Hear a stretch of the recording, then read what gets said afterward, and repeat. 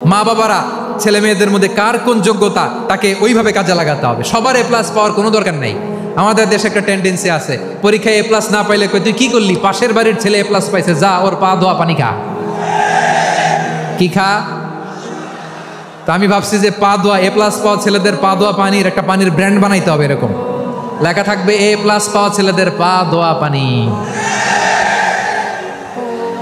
খাওয়া নাই, এগুলার খাওয়া নাই। ওরে আল্লাহ এ প্লাস পাওয়ার জন্য বানাইছে, আর আপনার ছেলেকে এই এ প্লাস গুলারে নিয়ন্ত্রণ করার জন্য আল্লাহ বানাইছে। ওকে দিয়ে আল্লাহ কি করবে আপনি জানেনই না।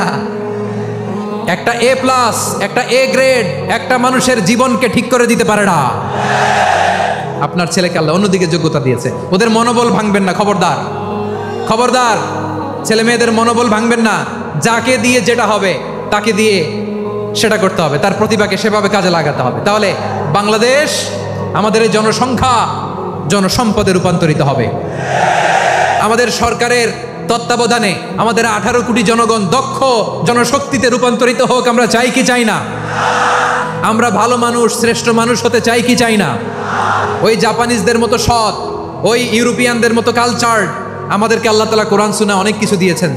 যেহেতু বর্তমানে আমরা দেখছি তারা সৎ, তাদের মধ্যে ভ্যালিউ আছে, সেগুলো আমাদের মধ্যে আনার দরকার আছে না নাই? আর ইসলাম দিয়ে আমাদের জীবনকে সাজাতে হবে, ইসলাম দিয়ে আমার পরিবারকে সাজাতে হবে। ইসলাম থেকে, কোরআন থেকে প্রেসক্রিপশন না নিলে জীবন সুন্দর হবে না। কোরআন থেকে প্রেসক্রিপশন না নিলে সমাজ সুন্দর হবে না। কোরআনের প্রেসক্রিপশন না মানলে রাষ্ট্র সুন্দর হবে না। কোরআনের প্রেসক্রিপশন অ্যাপ্লাই না করলে শুধু দুর্নীতি দমন কমিশন দিয়ে দুর্নীতি বন্ধ করা যাবে না। এজন্য কোরআনের আইন আমরা চাই কি চাই না? প্রিয় ভাইয়েরা, হিউম্যান রিসোর্স ডেভেলপমেন্ট, মানব সম্পদের উন্নয়ন, আমাদের সরকার যেন এদিকে নজর দেয়। আমরা যেন এই ব্যাপারে যত্নবান হয়ে উঠি। যাকে আল্লাহ যে যোগ্যতা দিয়েছে, এই যোগ্যতা দিয়ে আমরা যেন ইসলামের জন্য, দেশের জন্য কাজ করি। আমরা যেন আমাদের স্কিল ডেভেলপ করি, আমাদের পটেনশিয়ালকে ডেভেলপ করি। মোরালিটি, ভ্যালিউজ নিয়ে শায়েখ আহমদুল্লাহ আলোচনা করেছেন, এগুলো দিয়ে যেন আমরা আমাদেরকে সাজাই। আল্লাহ তাআলা আমাদের দেশকে তুমি নিরাপদ করো, আমরা পড়ি আমিন। 8ম হিজরিতে হুনাইনের যুদ্ধে রাসূল সাল্লাল্লাহু আলাইহি ওয়াসাল্লাম ফিরে আসতেছেন মদিনায়। পথিমধ্যে বেলাল রাদিয়াল্লাহু তাআলা আনহু আজান দিচ্ছেন। কি দিচ্ছেন? তো পাশে ছিল মুশরিকদের একটা পল্লী। কিছু মুশরিক তরুণ, কিছু অমুসলিম কিশোর, তারা আজানকে ব্যঙ্গ করতেছে। আমাদের বাংলায় মুখ ভেঙ্গানো বলে আর কি। বেলাল রাদিয়াল্লাহু তাআলা আনহু আজান দিচ্ছেন, ওই বাচ্চাগুলো মুশরিক, তো ওরা আজানকে ব্যঙ্গ করতেছে, বিকৃতি করে ওরাও আজান দিচ্ছে। উদ্দেশ্য হচ্ছে আজানকে নিয়ে ঠাট্টা করা। উদ্দেশ্য কি? ঠাট্টা করা। ব্যাপারটা মনে কষ্ট পাওয়ার মতো ব্যাপার না? কিন্তু বিশ্বনবী ওইখানে দেখেন কি খুঁজলেন। বিশ্বনবী খেয়াল করলেন অমুসলিম কিশোরদের মধ্য থেকে একটা কিশোরের গলাটা বড় দরাজ গলা, কণ্ঠটা বড় সুন্দর। খেয়াল করে দেখলেন যে কিছু কিশোর বেলালের আজানকে ব্যঙ্গ করে, বিকৃতি করে, কিন্তু একজনের কণ্ঠ দেখতে পাচ্ছেন না এত দূরে, কিন্তু কণ্ঠটা বড় সুন্দর, দরাজ গলা। বিশ্বনবী সাহাবীদেরকে বললেন, ধরো এগুলারে, ধরো। সবগুলারে ধরে বিশ্বনবীর সামনে আনা হলো। ওরা হাঁটু গেড়ে বসলো। বিশ্বনবী বললেন, তোমাদের মধ্যে কে যেন ব্যঙ্গ করে আজান দিচ্ছিল, তার গলাটা বড় উঁচু, গলার বেসটা বড় মজবুত, মেলোডিয়াস, সুমধুর কণ্ঠ, কে? আবু মাহজুরা বলে, আমার বন্ধুরা সবাই আমার দিকে আঙ্গুল দেখায়, আমি পড়ে গেছি বিপদে। রাসূল সাল্লাল্লাহু আলাইহি ওয়াসাল্লাম বাকি অমুসলিম তরুণদেরকে ছেড়ে দিলেন, বললেন তোমরা যাও। এবার আবু মাহজুরারে পাইছে। আবু মাহজুরার চুলের মধ্যে হাত দিলেন বিশ্বনবী, মাথায় হাত দিয়ে বললেন, এবার আজান দাও দেখি। আবু মাহজুরা বলে, আমি তো আজান দিতে জানি না, কারণ আমি তো বেলালেরটা শুইনা দিছি, আমার তো মুখস্থ নাই, আমি তো আজান দিতে জানি না। বিশ্বনবী বললেন, জানো না? তাহলে আসো, আমি তোমারে শিখাই দেই। সুবহানাল্লাহ পড়েন। আবু মাহজুরা হাঁটু গেড়ে বসে, বিশ্বনবীর মোবারক হাত আবু মাহজুরার চুলের মধ্যে। বিশ্বনবী আজানের মুআল্লিম আবু মাহজুরাকে বলতেছে, ঠিক আছে তোমারে শিখাই দিচ্ছি, আমি যা যা বলবো আমার সাথে সাথে বলো, পারবা? আবু মাহজুরা বলে, পারবো। বিশ্বনবী আজান দিচ্ছেন, মাথায় হাত দিয়ে আল্লাহু আকবার, আল্লাহু আকবার। আবু মাহজুরা এই বাক্যটা পড়লেন। বিশ্বনবী দ্বিতীয় বাক্য পড়তে আরম্ভ করলেন, আল্লাহু আকবার,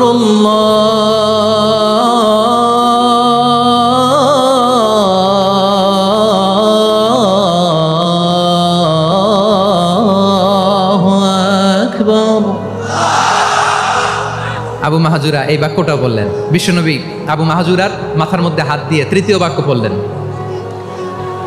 আশহাদু আল্লা ইলাহা ইল্লাল্লাহ।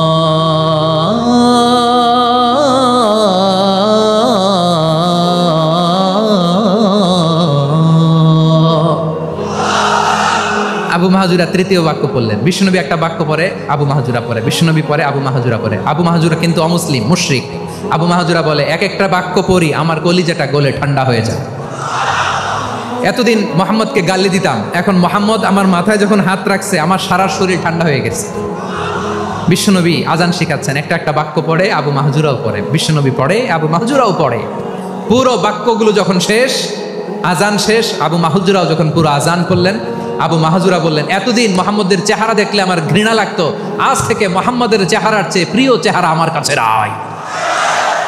আবু মাহজুরা বললেন, ও মোহাম্মদ, আজানের বাক্য তো আপনি আমারে শেখালেন, এখানেই শেষ করবেন না, আপনি আমারে পড়ায় দেন লা ইলাহা ইল্লাল্লাহু মুহাম্মাদুর রাসূলুল্লাহ সাল্লাল্লাহু আলাইহি ওয়াসাল্লাম। বিশ্বনবীর সাথে দাঁড়িয়ে উনি শাহাদা পড়ে মুসলমান হয়ে গেলেন। এবার আবু মাহজুরা বলে, ইয়া রাসূলুল্লাহ, ইয়া হাবিবাল্লাহ, আমি মুমিন হয়েছি, মুসলমান হয়েছি, আপনার কাছ থেকে আজান শিখার সৌভাগ্য আমি লাভ করেছি গো নবী। আমার কণ্ঠের বড় তারিফ করেছেন আপনি, আমার আজানকে আপনি পছন্দ করেছেন। একটা জিনিস আপনার কাছে চাই, আপনি আমাকে মক্কার মসজিদুল হারামের মুয়াজ্জিন হিসেবে অ্যাপয়েন্ট করে দেন। বিষ্ণু ঈসা ইসলাম বললেন, যাও আবু মাহজুরা, আমি তোমাকে পৃথিবীর শ্রেষ্ঠতম মসজিদ মক্কার মসজিদুল হারামের মুয়াজ্জিন হিসেবে অ্যাপয়েন্ট করে দিলাম। দেখছেন কিভাবে ট্যালেন্ট হান্টিং করতে হয়, কিভাবে হিউম্যান রিসোর্স মানব সম্পদকে ব্যবহার করতে হয়। আসছিল আজানকে ভেঙাইতে, আসছিল কেন? আজানকে ব্যঙ্গ করার জন্য, বিকৃত করার জন্য। আজানকে বিকৃত করতে যে ইসলামের সবচেয়ে শ্রেষ্ঠ মসজিদের মুয়াজ্জিন হয়ে গেল। পড়েন সুবহানাল্লাহ। হযরত আবু মাহজুরা রাদিয়াল্লাহু তাআলা আনহু ওনার এই সুললিত কণ্ঠ ব্যবহার করে মসজিদুল হারামে এত সুন্দর করে আল্লাহু আকবার বলে আজান দিতেন। মানুষগুলোর, মুসল্লিগুলোর, মক্কাবাসীর হৃদয়কে তিনি বিগলিত করে দিতেন। মানুষের হৃদয়কে ঠান্ডা হয়ে যেত। শুধু এখানেই শেষ না আমার যশোরের ভাইয়েরা। বিশ্বনবী যখন সাইয়েদনা আবু মাহজুরা রাদিয়াল্লাহু তাআলা আনহুকে আজান শিখাচ্ছিলেন, বলেন তো বিশ্বনবীর হাতটা কোথায় ছিল? আবু মাহজুরার মাথার সামনে, এই চুলের উপরে ছিল। আবু মাহজুরা ওই স্মৃতিটাকে ধারণ করবার জন্য, ওই স্মৃতিকে বহন করার জন্য বিশ্বনবীর মোবারক হাত আবু মাহজুরার কপালের চুলের যেই জায়গায় লেগেছে, মৃত্যুর আগের দিন পর্যন্ত আবু মাহজুরা মাথার ওই চুলে কোনোদিন ছুরি আর কামার লাগায় নাই, সেখানে কেচি লাগায় নাই, চুলের মধ্যে খুর লাগায় নাই। আবু মাহজুরা ডান দিকের চুল কাটতো, বাম দিকের চুল কাটতো, পেছনের চুল কাটতো, সামনের চুল কাটতো না। আবু মাহজুরা রাদিয়াল্লাহু তাআলা আনহুর সামনের চুলগুলো বড় হতে হতে যখন এত বড় হয়ে যায়, তিনি চুলগুলো পেঁচিয়ে মাথার মধ্যে রাখতেন। তারপরে তিনি পাগড়ি পরতেন। সবাই জিজ্ঞেস করতো, আবু মাহজুরা, এটা আবার কেমন স্টাইল? দেখতে তোমার কি বিদঘুটে লাগে? কেমন অড লাগে? কেমন খারাপ দেখা যায়? মক্কায় এমন কোনো মানুষ তো দেখি নাই, ডানে চুল কাটে, বায়ে চুল কাটে, পেছনে চুল কাটে, সামনে কাটে না। ওরে আবু মাহজুরা, কেমন দেখা যায় তোমারে? তুমি সামনের চুল কাটো না কেন? আবু মাহজুরা বলে, আমি হাঁটু গেড়ে পেয়ারা নবীর সামনে বসেছিলাম, আমার এই মাথার চুলের মধ্যে মুবারক হাত লাগিয়ে বিশ্বনবী নিজে আমাকে আজানের প্রতিটা বাক্য শিক্ষা দিয়েছেন।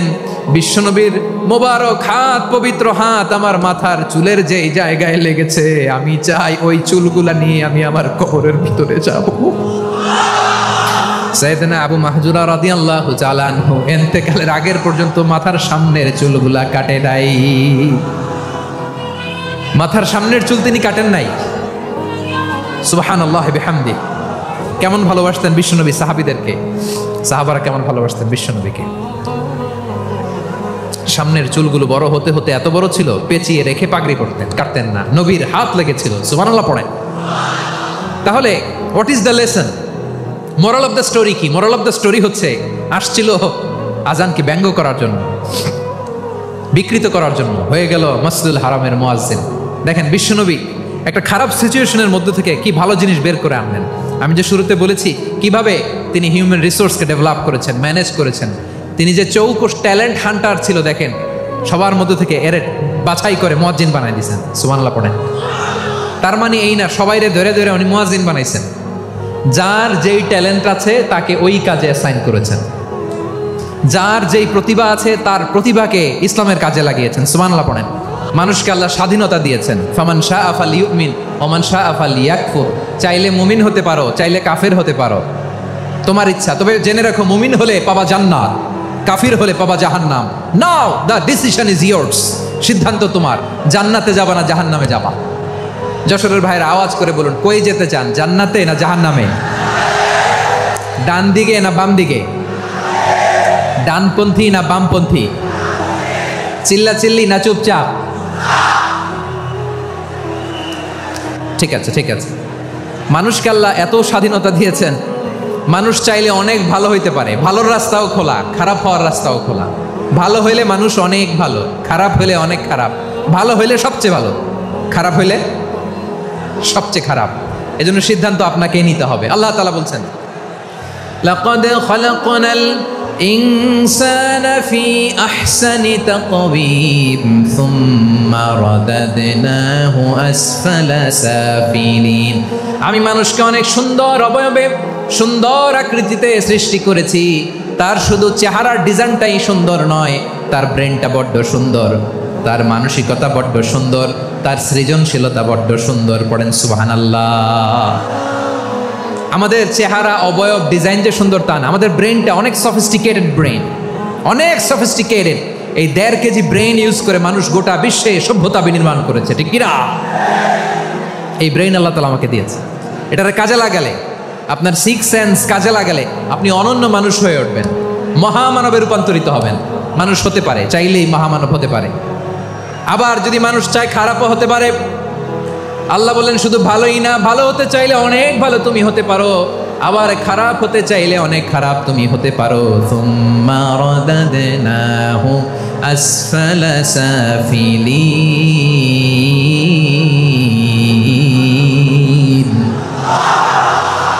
খারাপ হলে একেবারে খারাপ হতে পারো, নিকৃষ্ট হলে একেবারে নিকৃষ্ট হতে পারো, ভালো হলেও ভালো হতে পারো। কোন সুবহানাল্লাহ। এবার আওয়াজ করে বলুন, ভালো হতে চাই না খারাপ? শ্রেষ্ঠ না নিকৃষ্ট? মানুষ ভালো হলে মানুষ ফেরেশতার চেয়েও ভালো, মানুষ খারাপ হলে সে পশুর চেয়েও খারাপ।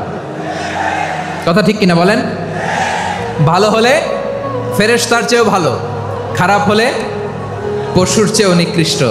তার মানে শ্রেষ্ঠত্বে মানুষ, শ্রেষ্ঠত্বে ফেরেশতাকে হার মানায়, আর অধপতনে শ্রেষ্ঠত্বে ফেরেশতাকে ছাড়িয়ে যায়, আর অধপতনে পশুকেও হার মানায়। আই রিপিট, আমি আবারও বলছি, মানুষ শ্রেষ্ঠত্বে ফেরেশতাকে ছাড়িয়ে যায়, আর অধপতনে সে পশুকেও হার মানায়। আওয়াজ করে বলতে হবে, ঠিক কিনা? এটার প্রমাণ কি? মানুষ শ্রেষ্ঠ হইলে যে ফেরেশতার চেয়েও সেরা, তার প্রমাণ কি? আল্লাহ তাআলা বলছেন, ওয়া ইয কুলনা লিল মালাইকাতি ইসজুদু লিআদাম ফাসাজাদু ইল্লা ইবলিস আবা ওয়াস্তাকবারা ওয়া কানা মিনাল কাফিরিন। আল্লাহ বলেন, স্মরণ করো সে সময়ের কথা যখন আমি ফেরেশতাদেরকে বললাম, ও ফেরেশতারা আদমকে সেজদা দাও। সব ফেরেশতারা সম্মান সূচক সেজদা আদমকে দিল, তার আদমের জন্য সেজদায় লুটিয়ে পড়লো, একজন ছাড়া, তার নাম ইবলিস। আওয়াজ করে বলেন, তার নাম কি? সে অহংকার প্রদর্শন করলো, সে কাফের হয়ে গেল, বাকি সব ফেরেশতারা সেজদা দিল। সুবহানাল্লাহ। আবার আদম আলাইহিস সালামকে আল্লাহ জিজ্ঞেস করলেন, সব বলে দিল উত্তর, কিন্তু ফেরেশতাদেরকে একই প্রশ্ন জিজ্ঞেস করলেন, তারা উত্তর করতে পারে নাই। তার মানে এর মধ্য দিয়ে প্রমাণিত হয়, মানুষ ভালো হলে ফেরেশতার চেয়েও ভালো, ফেরেশতার চেয়েও মানুষের মর্যাদা বাড়িয়ে দিয়েছে কে? সব নূরের ফেরেশতা যখন মাটির আদমকে সেজদা দেয়, এটা প্রমাণ করে ফেরেশতার চেয়েও মানুষের মর্যাদা বাড়িয়ে দিয়েছে কে? তুমি মাটির আদমকে প্রথম সৃষ্টি করিয়া ঘোষণা করিয়া দিলে শ্রেষ্ঠ বলিয়া, তাই তো নূরের ফেরেশতা করে আদমকে সেজদা। ঠিক কিনা বলেন? তাই তো নূরের ফেরেশতা করে আদমকে সেজদা, সবার চেয়ে সম্মান দিলে মাটির আদমকে। আল্লাহু আল্লাহু তুমি জাল্লে জালালুহু, শেষ করা তো যায় না গে তোমার গুণগান। পড়েন না? পড়েন, আল্লাহু আল্লাহু তুমি জাল্লে জালালুহু, শেষ করা তো যায় না গে তোমার গুণগান। আল্লাহু আল্লাহু আল্লাহু আকবার। আদমের মর্যাদা বেশি, মানুষের মর্যাদা বেশি। মানুষ শ্রেষ্ঠ তার প্রমাণ নূরের ফেরেশতা মাটির আদমকে সেজদা করে আওয়াজ করে বলেন ঠিক কি না? তাহলে মানুষ ভালো হলে ফেরেশতার চেয়ে ভালো। আবার মানুষ যদি খারাপ হয় সে পশুর চেয়েও খারাপ। অধপতনে পশুত্বকে হার মানায়। তার প্রমাণ কি? তার প্রমাণ হচ্ছে যশোরের ভাইরা দেখবেন পত্রিকায় নিউজ পেপারে মাঝে মাঝে এরকম দেখা যায়, এক মানুষ আরেক মানুষকে হত্যা করে 20 টুকরা করে বস্তার ভিতরে ভরেছে। আপনারা এই নিউজ পড়েন নাই না? দেখেন নাই? দেখছেন? মানুষ মানুষকে হত্যা করে কয় টুকরা? জোরে বলেন। এখানেই ক্ষান্ত হয় না, আবার কোথায় ভরছে? বস্তার ভেতরে। আচ্ছা, বুঝে থাকলে আওয়াজ করে বলেন, কোনোদিন শুনছেন একটা হাতি আর একটা হাতিকে হত্যা করে 20 টুকরা করছে, এরপরে বস্তার ভিতরে ভরছে? হয়েছে? তাহলে দেখেন, মানুষ যদি খারাপ হয় সে পশুকেও হার মানায়। চিল্লায় বলো ঠিক কি না? এমনও দুশ্চরিত্র মানুষ আছে যার নজর থেকে 6 মাসের ছোট্ট মেয়ে থেকে শুরু করে 80 বছরের বৃদ্ধারাও নিরাপদ নয়। পশুকেও হার মানে। মানুষের ঘর জ্বালিয়ে পুড়ে মেসাকার করে দেয়, জনপদের পর জনপদ জ্বালায় দেয়। এরকম আছে না নাই? প্রিয় ভাইয়েরা, চোখ কান নাক মুখ থাকলেই মানুষ না। যা সামনে দেখেন এগুলো সব মানুষ না, এগুলো জনসংখ্যা। এগুলো কি? সবাই বলুন, এগুলো কি? বাড়ছে জনসংখ্যা, কমছে মানুষ। বাড়ছে জনসংখ্যা, কমছে। এই দুনিয়া এখন তো আর সেই দুনিয়া নাই, মানুষ নামের মানুষ আছে দুনিয়া বোঝাই। সেই মানুষের ভিড়ে আমার আসল মানুষ নাই। ঠিক কিনা? আসল মানুষের বড্ড অভাব, আসল মানুষের বড্ড অভাব। আমার ভাইয়েরা, মানুষ খারাপ হলে পশুকেও হার মানায়। তাহলে আমরা বুঝলাম মানুষ ভালো হলে অনেক ভালো, খারাপ হলে অনেক খারাপ। ও আমার কলিজা টুকরা যশোরের ভাইয়েরা, আসুন না 3 দিন ব্যাপী এই তাফসিরুল কোরআনের ঐতিহাসিক প্রোগ্রাম থেকে আমরা সিদ্ধান্ত নেই, আমরা ভালো মানুষ হব নাকি খারাপ মানুষ হব? কলিজা থেকে, প্রাণ থেকে আওয়াজ করে সবাই বলুন, ভালো মানুষ নাকি খারাপ মানুষ? ভালো মানুষ হইতে হবে। ভালো মানুষ যারা জগৎটাকে এনলাইটেন করবে, যারা সত্যের বীর সেনানী হয়ে দাঁড়াবে, যারা সত্যের পক্ষে কথা বলবে, যারা জালিমের মসনদকে ভেঙে খান খান করে দেবে। এরকম হওয়ার দরকার আছে না নাই? এরকম ভালো মানুষ আমরা হতে চাই কি চাই না? মানুষকে যত্ন নিলে মানুষ যে কত ভালো হয় আপনি কল্পনাও করতে পারবেন না। এই যে আপনাদের যশোরে যে ভালো ছেলেগুলো আছে, যে ভালো তরুণগুলো আছে, যে যুবকগুলো আছে, যে ভালো আলেমরা আছে, ভালো নেতারা আছে, সবাই যদি তাদের মতো হতো, পুরো যশোরটা একটা জান্নাতের টুকরা হয়ে যেত। আওয়াজ করে বলেন ঠিক কি না? মানুষকে নার্চারিং করলে, মানুষকে পলিশ করলে, মানুষকে গ্রুমিং করলে, মানুষকে সঠিক তারবিয়া দিলে মানুষ অনন্য হয়ে ওঠে। প্রতিটি মানুষ অনন্য। আমি অনন্য, আপনি অনন্য, আমরা সবাই অনন্য। সুবহানাল্লাহ বলেন। মানুষকে আল্লাহ তাআলা দিয়েছেন অসীম ক্ষমতা, অসীম ক্ষমতা। সুবহানাল্লাহ। একটা মানুষ পারে না এমন কিছু নাই, একটা মানুষ পারে না এমন কিছু নাই। বিশ্বাস করতে হবে, মানুষ যা কল্পনা করতে পারে ওইটা মানুষ করে দেখাতে পারে। মানুষ যা কল্পনা করতে পারে সেটা মানুষ করে দেখাতে পারে। তুমি তোমার কল্পনার রাজ্যকে সাজাও, তোমাকে হারাতে পারে এমন কোন শক্তি আল্লাহর জমিনে নাই। তোমার কি শক্তি, কি সম্ভাবনা তুমি জানোই না মিয়া। তুমি এদিকে তাকাও কেন? তোমার রাস্তা তো ওই দূরে। তুমি কোথায় যাবে, আল্লাহ তোমার টেনে কোথায় নিয়ে যাবে তুমি কিছুই জানো না। Plan big, dream big. কল্পনার শক্তিকে বড় করো। মানুষ যা কল্পনা করতে পারে মানুষ তা করে দেখাতে পারে। মানুষের কাছে অসাধ্য কিছু নাই, মৃত্যু ছাড়া, এক্সেপ্ট ডেথ। মৃত্যু ছাড়া মানুষ সবকিছুকে জয় করতে পারে। মৃত্যু ছাড়া যে কোনো অসাধ্যকে সাধন করার ক্ষমতা মানুষকে দিয়ে দিয়েছে কে? হারার জন্য তোমার জন্মই হয় নাই, তোমার জন্ম হয়েছে জিতার জন্য, বিজয়ের জন্য তোমার জন্ম। মানুষের শুরুটাই হয় বিজয় দিয়ে। যশোর, আওয়াজ করে বলো, মানুষের শুরু হয় কি দিয়ে? আমরা যখন আমার পিতার পৃষ্ঠদেশে ছিলাম, পিতার পৃষ্ঠদেশ থেকে শুক্রাণু যখন মায়ের গর্ভদেশে যেয়ে পড়ে, কতটা শুক্রাণু ভ্রমণ শুরু করে জানো? 20 কোটি শুক্রাণু। একবার সিমেন আউট হলে সেখানে 20 কোটি শুক্রাণু থাকে, ভ্রমণ শুরু করে।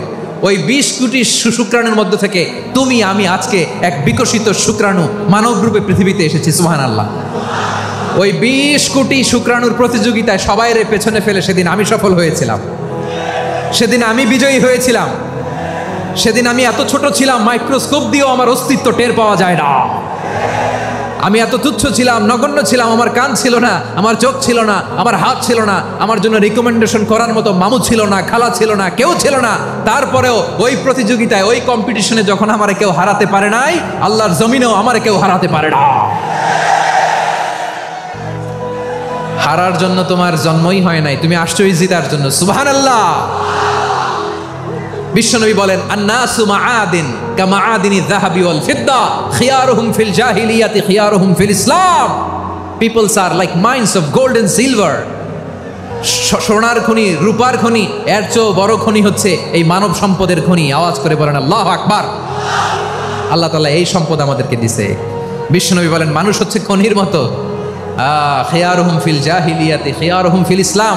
জাহিলি যুগে যারা সেরা, ইসলামেও তারা সেরা। ইদা ফাকহু, যদি তারা বুঝবান হয় তাহলে তাদেরকে সেরা বানায় দিবে কে? তাহলে মানুষের চেয়ে সেরা কেউ হতে পারে? মানুষের চেয়ে অনন্য কেউ হতে পারে? মানুষকে কেউ হারাতে পারে? আওয়াজ করে বলো, তোমাকে কেউ হারাতে পারবে? এই সাহস জাগছে আজকের আলোচনা থেকে। আমি তুমি অনন্য, আমাকে তোমাকে হারায় দেওয়া এত সহজ না, ঠিক কিনা? একটা কথা জীবনের সাথে সেট করে নিতে হবে, আমি জিতি নয় শিখি, আমি কখনো হারি না। জীবনের সাথে সেট করে নাও, জেনজি অফ জেসর, আমি কখনো হারি না, আমি হয় জিতি নয় শিখি। চিল্লায় বলো ঠিক কিনা? আমি কখনো হারি না, আমার হারানো এত সোজা না।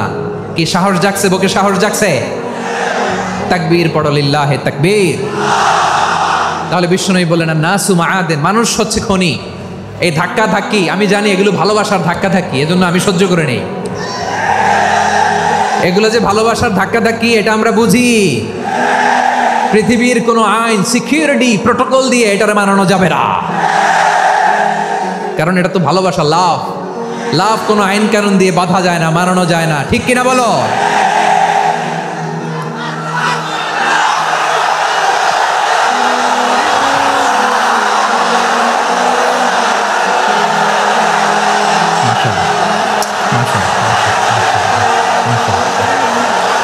ঠিক আছে, বসুন বসুন বসুন।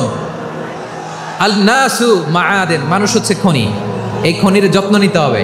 আর আমার মা বাবা যারা এসেছেন, আপনার ছেলে মেয়ের যত্ন নেন। আপনার ছেলের মধ্যে যে কি পটেনশিয়াল আপনি জানেন না। আপনার এই ছোট্ট অবুজ ছেলেটাই আগামী দিনের শায়েখ আহমদুল্লাহ হবে। আপনার হেফসখানায় পড়া ওই ছোট্ট ছেলেটাই আগামী দিনের আল্লামা মামুনুল হক হবে। আপনার ওই ছেলেটা আমির হামজা হবে, আব্দুল হাই সাইফুল্লাহ হবে। এভাবে বড় বড় আলেম হবে, তারা যুগশ্রেষ্ঠ আলেম হবে। সেই একদিন এই বাংলাদেশের পার্লামেন্টে যে বক্তব্য দিয়ে যশোরের পক্ষে কথা বলবে। আপনি জানেন না, কাউকে ছোট করবেন না আপনি, ওর কনফিডেন্স আপনি কমাবেন না, আপনি কমাতে পারেন না। প্যান্ডেলে আমার যে মা বোনেরা আছেন, ছেলে মেয়েদেরকে কখনো ছোট করে কথা বলবেন না। ও যে কোথায় যাবে আপনি জানেন না, আপনি মা হয়ে তাকে সাহস দিবেন, তার কল্পনার জগৎটাকে সাজাতে তাকে উৎসাহিত করবেন, ঠিক কিনা বলেন? আর আমার প্যান্ডেলের আমার প্রিয় শ্রদ্ধাশীলা মায়েরা বোনেরা, আপনারা তো আরো দামি সম্পদ। বিশ্বনবী বলেন, আর দুনিয়া কুল্লুহা মাতা। আল্লাহ আল্লাহ আল্লাহ, বিশ্বনবীর কথার ওজন দেখেন। আর দুনিয়া কুল্লুহা মাতা ওয়া খায়রু মাতা'আদ দুনিয়াল মারআতুস সালিহা। বিশ্বনবী বলেন, দুনিয়ায় যা দেখো সব আল্লাহর দেওয়া অ্যাসেট, মানে সম্পদ। আর এত অ্যাসেটের ভিড়ে সবচাইতে শ্রেষ্ঠ সম্পদ হচ্ছে নেককার নারী। সুবহানাল্লাহ। ভাইয়েরা বোনের সাথে খারাপ আচরণ করো না, সন্তান মায়ের সাথে খারাপ আচরণ করো না। আমাদের মায়েরা আমাদের asset, they are our priceless asset. কারণ এই মায়েদের পেটে এসেছে আল্লাহর ওলিরা, এই মায়েদের পেটে এসেছে খান জাহান আলী, এই মায়ের পেটে এসেছে শাহজালাল ইয়ামানি, এই মায়ের পেটে এসেছে আল্লাহর সব নবীরা। নাকি নবীরা আকাশ থেকে ধপ করে জমিনে নেমে আসছে? মায়ের পেটে আসছে। এই মায়ের পেটগুলো খনি। আমার সম্মানিতা মায়েরা, বোনেরা, নিজেকে ইসলাম দিয়ে সাজান, নিজেকে ইসলাম দিয়ে সাজান, নিজেকে পবিত্র রাখুন, নিজের আব্রু ঈমান ইজ্জতের হেফাজত করুন, কোরআন পড়ুন, সুন্নাহ পড়ুন। আপনি জানেন না আপনার গর্ভে কে আসছে, কোন ক্ষণজন্মা পুরুষকে আল্লাহ তাআলা আপনার গর্ভে পাঠাবে, আপনি জানেন না। মায়েরা, নিজেদেরকে পবিত্র রাখুন, ইসলাম চর্চা করুন, কোরআন চর্চা করুন, নৈতিকতা দিয়ে নিজেকে সাজান। যশোরের জেনজি, নিজেদেরকে প্রস্তুত রাখো আগামীর বাংলাদেশের জন্য। নৈতিকতা, মোরালিটি, ভ্যালিউজ দিয়ে নিজেকে সাজাও, ইসলাম দিয়ে নিজেকে সাজাও, কারণ আগামীর বাংলাদেশ ইসলামের বাংলাদেশ। বাংলাদেশের আসল পরিচয় ইসলাম। বাংলাদেশের আসল পরিচয় কি? সবাই বলে না। বাংলাদেশের আসল পরিচয় কি? এই ইসলাম নিয়ে আমরা সংসদ ভবন সাজাবো, রাজি আছি না নাই? শেকড় ভুলে যাওয়া যাবে না। আমরা ধাপে ধাপে শারিয়া আইনের দিকে যাব ইনশাআল্লাহ, কিন্তু জঙ্গিবাদ দিয়ে নয়, কট্টরপন্থা দিয়ে নয়। আমরা ইন্টেলেকচুয়ালি, গ্রাজুয়ালি, ধাপে ধাপে শারিয়া আইনের দিকে মুভ করবো ইনশাআল্লাহ। বলো লিল্লাহি তাকবীর। এদেশের আসল পরিচয় সবাই বলে না, আওয়াজ করে, এদেশের আসল পরিচয়। এদেশে আজান শুনে সূর্য ওঠে শহর গ্রামে, এদেশে আজান শুনে সূর্য ডুবে সন্ধ্যা নামে, এদেশে সকল কাজে সবাই বলে বিসমিল্লাহ, এদেশে ভালো কিছু দেখে শুনে হাসি মুখে সবাই বলে মাশা আল্লাহ, সুবহানাল্লাহ সুবহানাল্লাহ সুবহানাল্লাহ সুবহানাল্লাহ সুবহানাল্লাহ সুবহানাল্লাহ সুবহানাল্লাহ সুবহানাল্লাহ। ও নবীন তরুণ, তোমার কিসের এত ভয়? জেনে রেখো বাংলাদেশের আসল পরিচয়। বাংলাদেশের আসল পরিচয় ইসলাম। আওয়াজ তুলে বলো, আসল পরিচয় কি? এদেশে পরস্পরে দেখা হলে দেয় সালাম, এদেশে আমজনতার হৃদয় জুড়ে পাক্কা আলাম, ঠিক না? এদেশে বিপদ এলে সর্বজনে সর্বক্ষণে দোয়া পড়ে ইন্না লিল্লাহ সুবহানাল্লাহ সুবহানাল্লাহ সুবহানাল্লাহ সুবহানাল্লাহ। এদেশে আজান শুনে সূর্য ওঠে শহর গ্রামে, এদেশে আজান শুনে সূর্য ডুবে সন্ধ্যা নামে, এদেশে সকল কাজে সবাই বলে বিসমিল্লাহ, এদেশে ভালো কিছু দেখে শুনে হাসি মুখে সবাই বলে মাশা আল্লাহ সুবহানাল্লাহ। আওয়াজ করে সুবহানাল্লাহ সুবহানাল্লাহ সুবহানাল্লাহ সুবহানাল্লাহ। সবাই একসাথে সুবহানাল্লাহ সুবহানাল্লাহ সুবহানাল্লাহ সুবহানাল্লাহ। এদেশের আসল পরিচয় কি? আওয়াজ করে বলতে ভয় লাগে। এদেশের আসল পরিচয় কি? ইসলাম দিয়ে আমাদের সংসদ ভবন চলুক, আমরা চাই কি চাই না? বঙ্গভবনে লা ইলাহা ইল্লাল্লাহর পতাকা উড়ুক, আমরা চাই কি চাই না? প্রতিটি জেলা অফিসে, ডিসি অফিসে লা ইলাহার পতাকা ঝুলুক, আমরা চাই কি চাই না? কারা কারা চাই হাত তুলে আল্লাহরে দেখায়।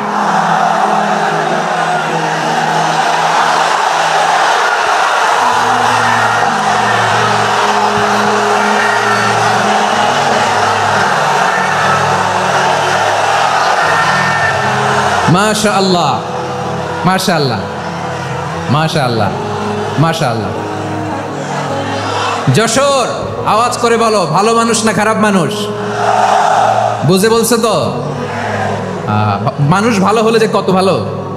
এই মানুষকে যত্ন নিলে, মানুষকে মানুষ বানালে যে সে কি হতে পারে শুনবা? হ্যাঁ, নাকি মোনাজাত দিয়ে দিব? শুনবা? তাহলে থামতে হবে। থামো, আমি যখন বলবো থামো থামো, তাকবীরের সময় দিলে তাকবীর, থামো থামো। মানুষকে যত্ন নিলে, হ্যাঁ এদিকে এদিকে, ড্রোন নামায় ফেলো, হয়েছে, ড্রোনের ফুটেজ হয়ে গেছে, এবার ড্রোন নামায় ফেলো, আমার দিকে তাকাও। মানুষকে, তোমরা এদিক সেদিক তাকালে তো গুরুত্বপূর্ণ পয়েন্ট মিস হয়ে যাবে। এদিকে এদিকে, হ্যাঁ মাস, ঠিক আছে, এদিকে। মানুষকে যত্ন নিলে মানুষের মধ্যে যারা কি পটেনশিয়াল রেখেছে, আমি জাপানের দুইটা উদাহরণ দিই। জাপানের, আল্লাহ, 2022 সালে জাপানের সাথে জার্মানির খেলা, ফিফা ওয়ার্ল্ড কাপ 2022, এক পক্ষে জাপান, আরেক পক্ষে কোন দেশ? কথা শোনে নাই। এক পক্ষে কোন দেশ, আরেক পক্ষে সবাই, এক পক্ষে আরেক পক্ষে। ওই খেলায় জিতেছিল জাপান, জিতেছিল 22 সালের এই ফিফা ওয়ার্ল্ড কাপে জাপান ফুটবল খেলায় জিতে as a part of their celebration তারা খেলার পরে পুরো স্টেডিয়ামটারে ক্লিন করে, the fan base of Japan, lakh lakh মানুষ খেলা দেখতে যায়, তো এত ডাস্টবিনও তো নাই, তো যারা ডাস্টবিনে জায়গা পায় নাই তারা এই যে চকলেটের প্যাকেট, পানির বোতল, চিপসের প্যাকেট তারা এদিকে সেদিকে রেখে দিয়েছে।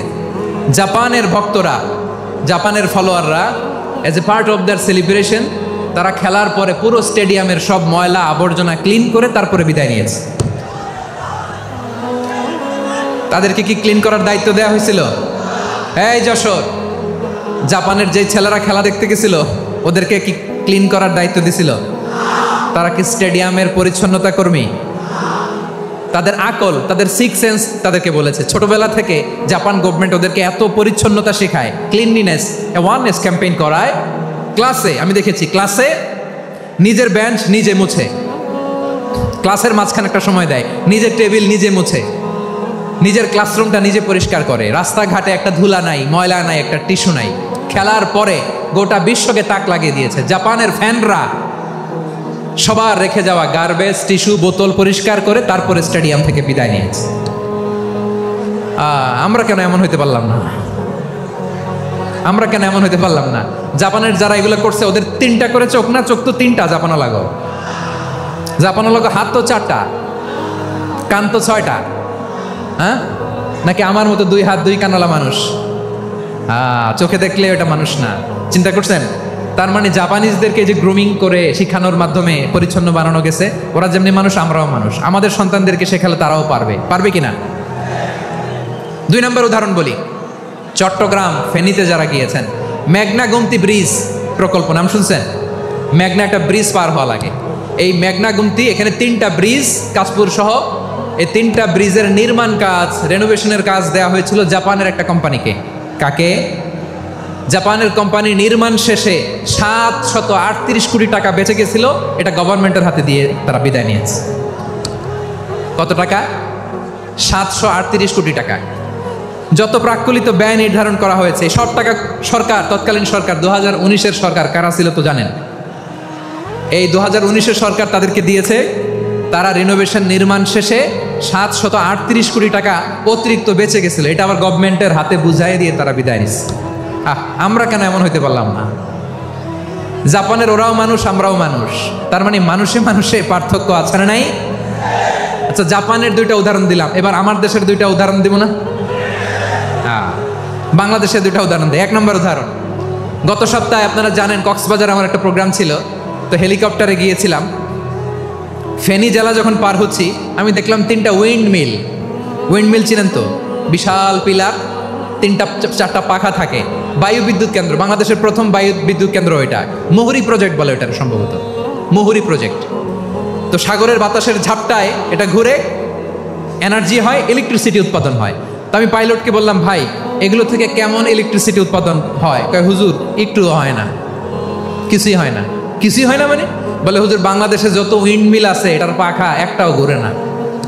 আল্লাহ, বলেন কি? তাহলে যে কোটি কোটি টাকা ব্যয় করে যে উইন্ডমিল, কয় হুজুর ভিতরে ফিটফাট, উপরে ফিটফাট, ভিতরে সদরঘাট। তার মানে কোটি কোটি টাকা দিয়ে এই উইন্ডমিল বানায়, এখানে কিছু নাই। দুর্নীতির আড্ডাখানা, আখড়াখানা বাংলাদেশ, ঠিক কিনা বলেন? হায় রে, জাপানিজরাও মানুষ, আমরাও মানুষ। আমার এক নিকট আত্মীয় সরকারি চাকরিজীবী, উনি আমাকে বললেন, বাংলাদেশের আরেকটা উদাহরণ দেখি, উনি আমাকে বললেন যে প্রতি বছর আমাদের অফিসের ফার্নিচার চেঞ্জ করে। আমি বললাম প্রতি বছর ফার্নিচার চেঞ্জ করে কেন? বলে যে ফার্নিচার নতুন পারচেজ করলেই তো ওইখানে টাকা, নতুন কিনতে পারলেই টাকা, নতুন উন্নয়নের সবক শোনাতে পারলেই টাকা। প্রথম আলোর রিপোর্ট, কি আলো? প্রথম আলোর রিপোর্ট, গত 15 বছরে উন্নয়নের নামে লুটপাট হয়েছে প্রায় 3.25 লাখ কোটি টাকা। কার রিপোর্ট? আমাদের বানানো কথা, প্রথম আলোর রিপোর্ট। গত 15 বছরে কারা ছিল জানেন তো? হ্যাঁ, শুধু ওনাদেরকেই দোষ দিয়ে লাভ নাই। স্বাধীনতার পর থেকে শুধু শাসকের হাত বদল হয়েছে, আমরা কিছু পাই নাই, ঠিক কিনা বলেন? শুধু ওনাদের দোষ দিয়ে কি লাভ? একদল খাইছে, আরেক দল খাওয়ার জন্য রেডি হয়ে আছে। আমরা এরকম চাই না। আমরা চাই স্বাধীন সার্বভৌম বাংলাদেশ, আমরা চাই দুর্নীতিমুক্ত বাংলাদেশ। আমি নিউজটাতে কতবার বললাম, এটা কি সম্ভব? 3.25 লাখ কোটি টাকা লুটপাট, মানে লুটপাট করতে করতে এদেশের জনগণকে ফুটপাতে বসাই দিচ্ছে। প্রিয় ভাইয়েরা, তাহলে জাপানের মানুষও মানুষ, আমরাও মানুষ। সিদ্ধান্ত আপনার, কোন মানুষ হবেন, ভালো মানুষ না খারাপ মানুষ? আজকের আলোচনার বিষয় হচ্ছে মানব সম্পদের উন্নয়ন, human resource development. It's a process to increase the capacity of knowledge, skill, capacity of the people of a country. একটা দেশের মানুষের জ্ঞান, তাদের দক্ষতা কি করে বাড়ানো যায়, বাড়িয়ে দেশের উন্নয়ন করানো যায়, এটাই হচ্ছে মানব সম্পদ উন্নয়নের মূল কথা। তাহলে মানব সম্পদ হচ্ছে একটা দেশের সবচাইতে শক্তিশালী পুঁজি। প্রাকৃতিক সম্পদ, খনিজ সম্পদের চেয়েও দামি হচ্ছে মানব সম্পদ। আমার প্রিয় যশোর, প্রাকৃতিক সম্পদ, খনিজ সম্পদের চেয়েও দামি সম্পদ কি সম্পদ? আল্লাহ তাআলা দয়া করে আমাদেরকে এই মানব সম্পদ দিয়েছেন। আসুন আমাদের এই মানুষগুলোকে আমরা সোনার মানুষ বানাই। রাজি আছেন তো সবাই? রাজি আছেন? মানুষ পারে না এমন কোনো কিছু নাই, চাইলে সব পারে। এজন্য মানুষকে তারবিয়া দিতে হবে, যথাযথভাবে তাদেরকে গড়তে হবে। আসুন আমরা সিরাতের আয়নায় বিশ্বনবীর জীবনী থেকে দেখি তিনি কিভাবে হিউম্যান রিসোর্সকে ম্যানেজ করতেন। যদি আপনাদের সময় হয়, দু একটা উদাহরণ দিয়ে আজকে আমি আমার আলোচনার বিদায় নিব। হবে সময় হবে কয়েক মিনিট। শেষ কথা, শেষের দিকে চলে আসছি। বিষ্ণু ইসলাম কিভাবে হিউম্যান রিসোর্সকে ম্যানেজ করতেন, মজার কথা আছে কয়েকটা, বলে বিদায় নেব। বিশ্বনবী কিভাবে এই মানব সম্পদকে ম্যানেজ করতেন? বিশ্বনবী he was a very good talent hunter, চৌকস ট্যালেন্ট হান্টার ছিল। কার মধ্যে কি ট্যালেন্ট আছে দেখলেই বুঝে ফেলতেন। সুবহানাল্লাহ পড়বেন না? কি নবী আমরা পেয়েছি! He was a very good talent hunter. আমার নবী তিনি চৌকস ট্যালেন্ট হান্টার ছিলেন। কার মধ্যে কি প্রতিভা বের করতেন, ওই প্রতিভাকে ইসলামের কল্যাণে কাজে লাগাতেন। সুবহানাল্লাহ বলেন। যাকে যেই জায়গায় সেট করলে ভালো হবে তাকে ওই জায়গায় সেট করতেন। কয়েকজন সাহাবীর জীবনী শোনাই। আবু মাহজুরা রাদিয়াল্লাহু তাআলা আনহু, মক্কার মুয়াজ্জিন, আগে ছিল মুশরিক, পরে হয়েছে মুমিন। উনি কিভাবে মুমিন হইলেন এই ঘটনাটা একটু আপনাদের শোনাতে চাই। রাদিয়াল্লাহু তাআলা আনহু কিভাবে মুসলিম হলেন, আওয়াজ করে শুনেন। 8ম হিজরি। কত হিজরি? সবাই বলেন না একটু, কত হিজরি? 8ম হিজরিতে হুনাইনের যুদ্ধে রাসূল সাল্লাল্লাহু আলাইহি ওয়াসাল্লাম ফিরে আসতেছেন মদিনায়। প্রতিমধ্যে বেলাল রাদিয়াল্লাহু তাআলা আনহু আজান দিচ্ছেন। কি দিচ্ছেন? তো পাশে ছিল মুশরিকদের একটা পল্লী, কিছু মুশরিক তরুণ, কিছু অমুসলিম কিশোর, তারা আজানকে ব্যঙ্গ করতেছে। আমাদের বাংলায় মুখ ভেঙ্গানো বলে আর কি। বেলাল রাদিয়াল্লাহু তাআলা আনহু আজান দিচ্ছেন, ওই বাচ্চাগুলো মুশরিক, তো ওরা আজানকে ব্যঙ্গ করতেছে, বিকৃতি করে ওরাও আজান দিচ্ছে। উদ্দেশ্য হচ্ছে আজানকে নিয়ে ঠাট্টা করা। উদ্দেশ্য কি? ঠাট্টা করা। ব্যাপারটা মনে কষ্ট পাওয়ার মতো ব্যাপার না? কিন্তু বিশ্বনবী ওইখানে দেখেন কি খুঁজলেন। বিশ্বনবী খেয়াল করলেন অমুসলিম কিশোরদের মধ্য থেকে একটা কিশোরের গলাটা বড় দরাজ গলা, কণ্ঠটা বড় সুন্দর। খেয়াল করে দেখলেন যে কিছু কিশোর বেলালের আজানকে ব্যঙ্গ করে, বিকৃতি করে, কিন্তু একজনের কণ্ঠ দেখতে পাচ্ছেন না এত দূরে, কিন্তু কণ্ঠটা বড় সুন্দর, দরাজ গলা। বিশ্বনবী সাহাবীদেরকে বললেন, ধরো এগুলারে, ধরো। সবগুলারে ধরে বিশ্বনবী সামনে আনা হলো। ওরা হাঁটু গেড়ে বসলো। বিশ্বনবী বললেন, তোমাদের মধ্যে কে যেন ব্যঙ্গ করে আজান দিচ্ছিল, তার গলাটা বড় উঁচু, গলার বেসটা বড় মজবুত, মেলোডিয়াস, সুমধুর কণ্ঠ, কে? আবু মাহজুরা বলে, আমার বন্ধুরা সবাই আমার দিকে আঙ্গুল দেখায়, আমি পড়ে গেছি বিপদে। রাসূল সাল্লাল্লাহু আলাইহি ওয়াসাল্লাম বাকি অমুসলিম তরুণদেরকে ছেড়ে দিলেন, বললেন তোমরা যাও। এবার আবু মাহজুরারে পাইছে। আবু মাহজুরার চুলের মধ্যে হাত দিলেন বিশ্বনবী, মাথায় হাত দিয়ে বললেন, এবার আজান দাও দেখি। আবু মাহজুরা বলে, আমি তো আজান দিতে জানি না, কারণ আমি তো বেলালেরটা শুইনা দিছি, আমার তো মুখস্থ নাই, আমি তো আজান দিতে জানি না। বিশ্বনবী বললেন, জানো না? তাহলে আসো, আমি তোমারে শিখাই দেই। সুবহানাল্লাহ পড়েন।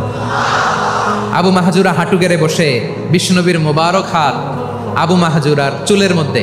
বিশ্বনবী আজানের মুআল্লিম আবু মাহজুরাকে বলতেছে, ঠিক আছে তোমারে শিখাই দিচ্ছি, আমি যা যা বলবো আমার সাথে সাথে বলো, পারবা? আবু মাহজুরা বলে, পারবো। বিশ্বনবী আজান দিচ্ছেন, মাথায় হাত দিয়ে আল্লাহু আকবার, আল্লাহু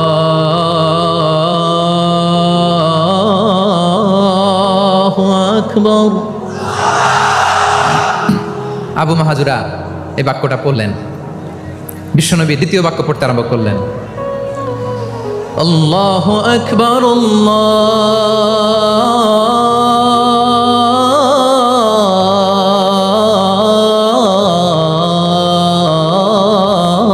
আল্লাহু আকবার। আবু মাহাজুরা এই বাক্যটাও বললেন। বিশ্বনবী আবু মাহাজুরার মাথার মধ্যে হাত দিয়ে তৃতীয় বাক্য বললেন,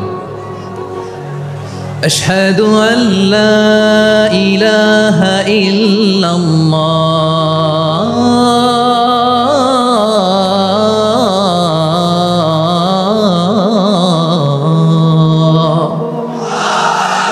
আবু মাহাজুরা তৃতীয় বাক্য পড়লেন। বিশ্বনবী একটা বাক্য পরে আবু মাহাজুরা পরে, বিশ্বনবী পরে আবু মাহাজুরা পরে। আবু মাহাজুরা কিন্তু অমুসলিম, মুশরিক। আবু মাহাজুরা বলে, এক একটা বাক্য পড়ি আমার কলিজাটা গলে ঠান্ডা হয়ে যায়। এতদিন মোহাম্মদকে গালি দিতাম, এখন মোহাম্মদ আমার মাথায় যখন হাত রাখছে আমার সারা শরীর ঠান্ডা হয়ে গেছে। বিশ্বনবী আজান শিখাচ্ছেন, একটা একটা বাক্য পড়ে আবু মাহাজুরাও পড়ে, বিশ্বনবী পড়ে আবু মাহাজুরাও পড়ে। পুরো বাক্যগুলো যখন শেষ, আজান শেষ, আবু মাহাজুরাও যখন পুরো আজান বললেন, আবু মাহাজুরা বললেন, এতদিন মোহাম্মদের চেহারা দেখলে আমার ঘৃণা লাগতো, আজ থেকে মোহাম্মদের চেহারার চেয়ে প্রিয় চেহারা আমার কাছে নাই। আবু মাহাজুরা বললেন, ও মুহাম্মদ, আজানের বাক্য তো আপনি আমারে শেখালেন, এখানেই শেষ করবেন না, আপনি আমারে পড়ায় দেন, লা ইলাহা ইল্লাল্লাহু মুহাম্মাদুর রাসূলুল্লাহ সাল্লাল্লাহু আলাইহি ওয়াসাল্লাম। বিশ্বনবীর সাথে দাঁড়িয়ে উনি শাহাদা পড়ে মুসলমান হয়ে গেলেন। এবার আবু মাহাজুরা বলে, ইয়া রাসূলুল্লাহ, ইয়া হাবিবাল্লাহ, আমি মুমিন হয়েছি, মুসলমান হয়েছি, আপনার কাছ থেকে আজান শিখার সৌভাগ্য আমি লাভ করেছি গো নবী। আমার কণ্ঠের বড় তারিফ করেছেন আপনি, আমার আজানকে আপনি পছন্দ করেছেন। একটা জিনিস আপনার কাছে চাই, আপনি আমাকে মক্কার মসজিদুল হারামের মুয়াজ্জিন হিসেবে অ্যাপয়েন্ট করে দে। বিষ্ণু ইসলাম বললেন, যাও আবু মাহজুরা, আমি তোমাকে পৃথিবীর শ্রেষ্ঠতম মসজিদ মক্কার মসজিদুল হারামের মুয়াজ্জিন হিসেবে অ্যাপয়েন্ট করে দিলাম। দেখছেন কিভাবে ট্যালেন্ট হান্টিং করতে হয়, কিভাবে হিউম্যান রিসোর্স মানব সম্পদকে ব্যবহার করতে হয়। আসছিল আজানকে ভেঙ্গাইতে, আসছিল কেন? আজানকে ব্যঙ্গ করার জন্য, বিকৃত করার জন্য। আজানকে বিকৃত করতে যে ইসলামের সবচেয়ে শ্রেষ্ঠ মসজিদের মুয়াজ্জিন হয়ে গেল। পড়েন সুবহানাল্লাহ। হযরত আবু মাহজুরা রাদিয়াল্লাহু তাআলা আনহু ওনার এই সুললিত কণ্ঠ ব্যবহার করে মসজিদুল হারামে এত সুন্দর করে আল্লাহু আকবার বলে আজান দিতেন, মানুষগুলোর, মুসল্লিগুলোর, মক্কাবাসীর হৃদয়কে তিনি বিগলিত করে দিতেন, মানুষের হৃদয়কে ঠান্ডা হয়ে যেত। শুধু এখানেই শেষ না আমার যশোরের ভাইয়েরা, বিশ্বনবী যখন সাইয়েদনা আবু মাহজুরা রাদিয়াল্লাহু তাআলা আনহুকে আজান শিখাচ্ছিলেন, বলেন তো বিশ্বনবীর হাতটা কোথায় ছিল? আবু মাহজুরার মাথার সামনে, এই চুলের উপরে ছিল। আবু মাহজুরা ওই স্মৃতিটাকে ধারণ করবার জন্য, ওই স্মৃতিকে বহন করার জন্য বিশ্বনবীর মোবারক হাত আবু মাহজুরার কপালের চুলের যেই জায়গায় লেগেছে, মৃত্যুর আগের দিন পর্যন্ত আবু মাহজুরা মাথার ওই চুলে কোনোদিন ছুরি আর কামার লাগায় নাই, সেখানে কেচি লাগায় নাই, চুলের মধ্যে খুর লাগায় নাই। আবু মাহজুরা ডান দিকের চুল কাটতো, বাম দিকের চুল কাটতো, পেছনের চুল কাটতো, সামনের চুল কাটতো না। আবু মাহজুরা রাদিয়াল্লাহু তাআলা আনহুর সামনের চুলগুলো বড় হতে হতে যখন এত বড় হয়ে যায়, তিনি চুলগুলো পেঁচিয়ে মাথার মধ্যে রাখতেন, তারপরে তিনি পাগড়ি পরতেন। সবাই জিজ্ঞেস করতো, আবু মাহজুরা, এটা আবার কেমন স্টাইল? দেখতে তোমার কি বিদঘুটে লাগে? কেমন অড লাগে? কেমন খারাপ দেখা যায়? মক্কায় এমন কোনো মানুষ তো দেখি নাই, ডানে চুল কাটে, বায়ে চুল কাটে, পেছনে চুল কাটে, সামনে কাটে না। ওরে আবু মাহজুরা, কেমন দেখা যায় তোমারে? তুমি সামনের চুল কাটো না কেন?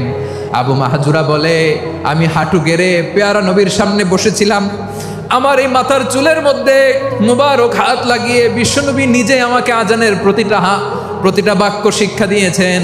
বিশ্বনবীর মোবারক হাত, পবিত্র হাত আমার মাথার চুলের যেই জায়গায় লেগেছে, আমি চাই ওই চুলগুলা নিয়ে আমি আমার কবরের ভিতরে যাব। সাইয়েদনা আবু মাহজুরা রাদিয়াল্লাহু তাআলা আনহু ইন্তেকালের আগের পর্যন্ত মাথার সামনের চুলগুলা কাটে নাই। মাথার সামনের চুল তিনি কাটেন নাই। সুবহানাল্লাহ বিহামদি। কেমন ভালোবাসতেন বিশ্বনবী সাহাবীদেরকে, সাহাবারা কেমন ভালোবাসতেন বিশ্বনবীকে। সামনের চুলগুলো বড় হতে হতে এত বড় ছিল, পেঁচিয়ে রেখে পাগড়ি করতেন, কাটতেন না। নবীর হাত লেগেছিল, সুবহানাল্লাহ পড়েন। তাহলে what is the lesson, moral of the story কি? মোরাল অফ দ্য স্টোরি হচ্ছে, আসছিল আজানকে ব্যঙ্গ করার জন্য, বিকৃত করার জন্য, হয়ে গেল মসজিদুল হারামের মুয়াজ্জিন। দেখেন বিশ্বনবী একটা খারাপ সিচুয়েশনের মধ্যে থেকে কি ভালো জিনিস বের করে আনলেন।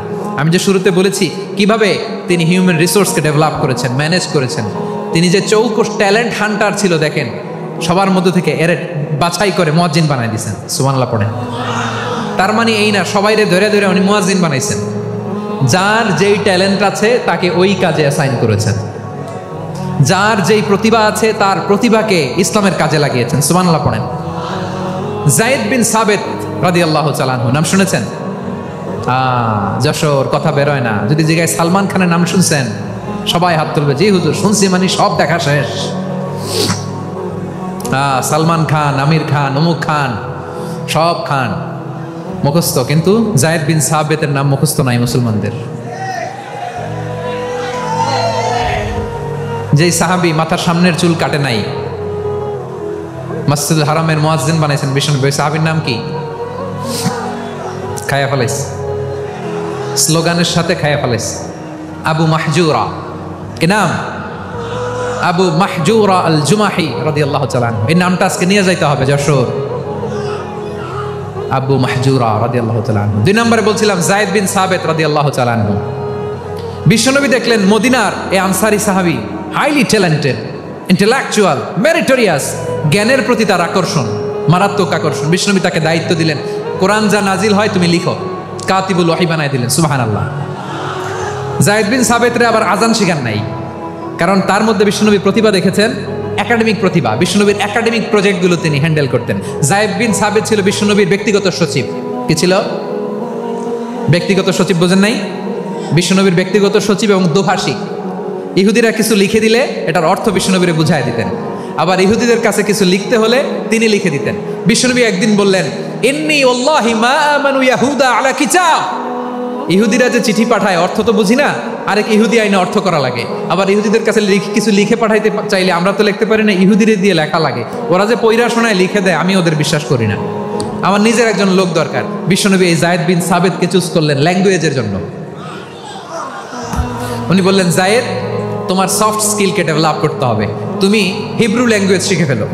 যায়েদ বিন সাবিত বলল, বিশ্বনবীর মোটিভেশন আর ইন্সপিরেশন পেয়ে আমি 15 দিনে ইহুদিদের এই হিব্রু ল্যাঙ্গুয়েজ শিখে ফেললাম। শুধু শিখে ফেললাম না, হাত্তা হাদিকতু, even I became master in the language. এই ভাষা আমি পারদর্শী হয়ে গেলাম। এরপরে ইহুদিরা চিঠি লিখে পাঠালে আর কোনো ইহুদি ডাকা লাগতো না, আমি নবীর এটার অর্থ শুনে পরে বুঝাই দিতাম। আবার ইহুদিদের কাছে চিঠি লেখা লাগলে আমি যায়েদ বিন সাবিত চিঠি লিখে দিতাম। সুবহানাল্লাহ। দেখেন এত সাহাবীর মধ্য থেকে বিশ্বনবীর একাডেমিক প্রজেক্ট, ব্যক্তিগত সচিব, দোভাষী হিসেবে তিনি যায়েদ বিন সাবিতের মতো তরুণকে নির্বাচিত করেছেন। কেমন ট্যালেন্ট হান্টার ছিল আমার নবী। সুবহানাল্লাহ পড়বেন না? বিশ্বনবীর ইন্তেকালের পরে সাইয়েদনা আবু বকর রাদিয়াল্লাহু তাআলা আনহু যখন খলিফা হয়ে আসলেন, কোরআনকে সংকলনের দায়িত্ব দেয়া লাগবে, কোন সাহাবীকে দিবেন? সব সাহাবারা মিলে পরামর্শ করলেন। সাইয়েদনা আবু বকর, ওমর সবাই মিলে এই বিশাল কোরআন সংকলনের গুরু দায়িত্ব বিশ্বনবীর ব্যক্তিগত সচিব, বিশ্বনবীর দোভাষী, বিশ্বনবীর সিলেক্ট করাই লোক যায়েদ ইবনে সাবিত রাদিয়াল্লাহু তাআলা আনহুকে দিয়েছে। কোরআনের কপি তো আজকে এখানে রাখেন নাই। এই যে আজকের যে কোরআন পড়েন, এটা আগে এরকম ছিল না। কোরআন নাজিল হলে সাহাবারা চামড়ার, ওটের চামড়ায় লিখে ফেলতো, ওটের চ্যাপ্টা হাড্ডির মধ্যে লিখে ফেলতো, গাছের গুড়ির মধ্যে লিখে ফেলতো, বিভিন্ন জনের কাছে ছড়ানো ছিটানো ছিল। আবু বকর রাদিয়াল্লাহু তাআলা আনহু একসাথে করলেন, পরবর্তীতে উসমান রাদিয়াল্লাহু তাআলা আনহু একসাথে করলেন 114 সূরার এখন এই মুসহাফ, এই কম্পাইলেশন, এই কপি আমরা পেয়েছি, যার হিউজ কন্ট্রিবিউশন ছিল। এই পুরো কোরআন কম্পাইলেশনের প্রজেক্ট ম্যানেজার ছিল যায়েদ বিন সাবিত রাদিয়াল্লাহু তাআলা। কোরআন কম্পাইলেশনের প্রজেক্ট ম্যানেজার। দেখেন উনারে মাথায় হাত দিয়ে আজান শিখায় নাই। সুবহানাল্লাহ কইবেন না? তাহলে প্রথম সাহাবী আবু মাহজুরাকে মুয়াজ্জিন বানাইলেন, যায়েদ বিন সাবিতকে ব্যক্তিগত সচিব আর দোভাষী বানালেন, মুসআব ইবনে উমাইর রাদিয়াল্লাহু তাআলা আনহুকে ইসলামের প্রথম অ্যাম্বাসেডর বানালেন। তাহলে তৃতীয় নাম্বার একজন সাহাবীর নাম বলছি, মুসআব ইবনে উমাইর। মুসআব কি নাম? নামটা কেমন লাগে? এই কয়েকজনের ভাল লাগে? বাকিদের ভাল লাগে না? ভাল লাগে? এই এই আর কয়েকটা মিনিট দেওয়া যাবে না আমাকে আল্লাহর রাস্তে? হ্যাঁ ঠিক আছে, আমি তোমাদেরকে ভালোবাসা দেখাবো, দোয়া করবো যদি চুপ থাকো, একেবারে চুপ, কষ্ট সহ্য করো, বাকিরা যা সওয়াব পাবে তোমরা ডবল পাবা, যেহেতু কষ্ট বেশি, কিন্তু চুপ। 3 নম্বর সাহাবীর নাম মুসআব। এই ধাক্কাধাক্কি কেন, ধাক্কাধাক্কি কেন রে ভাই? না না না, এরকম হইলে আসবো না যশোর, আমি আর আসবো না। হয় পিছনে চলে যাও, নাহলে চুপ, ধাক্কাধাক্কি নেই। 3 নম্বর সাহাবীর নাম মুসআব। কি নাম? He was the first ambassador in Islam. ইসলামের প্রথম ডিপ্লোমাট, প্রথম কূটনৈতিক, ইসলামের প্রথম কূটনৈতিক, ইসলামের প্রথম ডিপ্লোমাট, প্রথম অ্যাম্বাসেডর মুসআব ইবনে উমাইর। মক্কার তরুণ যুবক, উনি পারফিউম লাগাইলে মানুষ দেখলেই বুঝতো এটা মুসআব লাগাইছে। এমন ড্যাশিং ফেসের ছিল, এমন স্মার্ট ড্যাশিং ফেস, এমন পার্সোনালিটির মানুষ ছিল মুসআব রাদিয়াল্লাহু তাআলা। কারণ যিনি ইসলামের স্পোকম্যান হবেন, মুখপাত্র হবেন, তার স্মার্ট হওয়ার দরকার আছে না নাই? আকাবার প্রথম শপথ যখন হলো, তাদের সাথে বিষ্ণু ইসা ইসলাম মদিনাতে একজন মুখপাত্র পাঠালেন, ডিপ্লোমাটকে পাঠালেন, অ্যাম্বাসেডর অফ ইসলাম, তিনি হচ্ছেন মুসআব ইবনে উমাইর। পড়েন সুবহানাল্লাহ। বিশ্বনবী দেখলেন সে অনেক স্মার্ট, তার ডেডিকেশন আছে, সিনসিয়ারিটি আছে, এবং মদিনায় যে আউস খাজরাজ গোত্রের নেতাদের সাথে ডিল করতে হবে, ইহুদিদের সাথে ডিল করতে হবে, ওখানে একজন পাক্কা জানু খেলোয়াড়ের দরকার আছে না নাই? মুসআব ইবনে উমাইর রাদিয়াল্লাহু তাআলা আনহু, ওনাকে বিষ্ণু ইসা ইসলাম চুজ করলেন। এবং বিষ্ণু ইসা ইসলামের এই চুজিংটা, এই সিলেকশনটা এত সুন্দর ছিল, তিনি মদিনাতে যে বিশ্বনবী আসার আগেই মদিনার জমিনকে তিনি উর্বর করে ফেলছেন। প্রতিটা ঘরে ঘরে কালিমার দাওয়াত তিনি পৌঁছায় দিয়েছেন। জুমার বিধান নাজিল হয়েছে, কিন্তু মক্কায় পরিবেশ নাই জুমা পালনের। বিষ্ণু ইসা ইসলাম একজনকে দিয়ে খবর পাঠালেন, যাও মদিনায় মুসাবকে যে বলো, মুসাব তো আমার শিক্ষক, আমার স্পোকম্যান, মদিনাতে যেন তারা জুমা কায়েম করে। বিশ্বনবীর আগেই মুসাব মদিনার মুসলিমদেরকে নিয়ে মদিনায় প্রথম জুমা কায়েম করে ফেলছে। কোন সুবহানাল্লাহ। ডিপ্লোম্যাটদের কেমন হইতে হয়, অ্যাম্বাসেডারের কেমন হইতে হয়, মুসআব রাদিয়াল্লাহু তাআলা আনহুর কাছ থেকে শিখে নাও। মুসআব নামটা কেমন লাগে? যশোর যাদের সন্তান হবে, ছেলের সন্তান, আমার রাস্তায় পাইলে সবাই জিজ্ঞেস করে, হুজুর একটা নাম দেন, আমার ছেলে হবে। যশোরবাসীর জন্য আমি একটা নাম দিয়ে দিলাম, নাম রাখতে হবে মুসআব। কি নাম?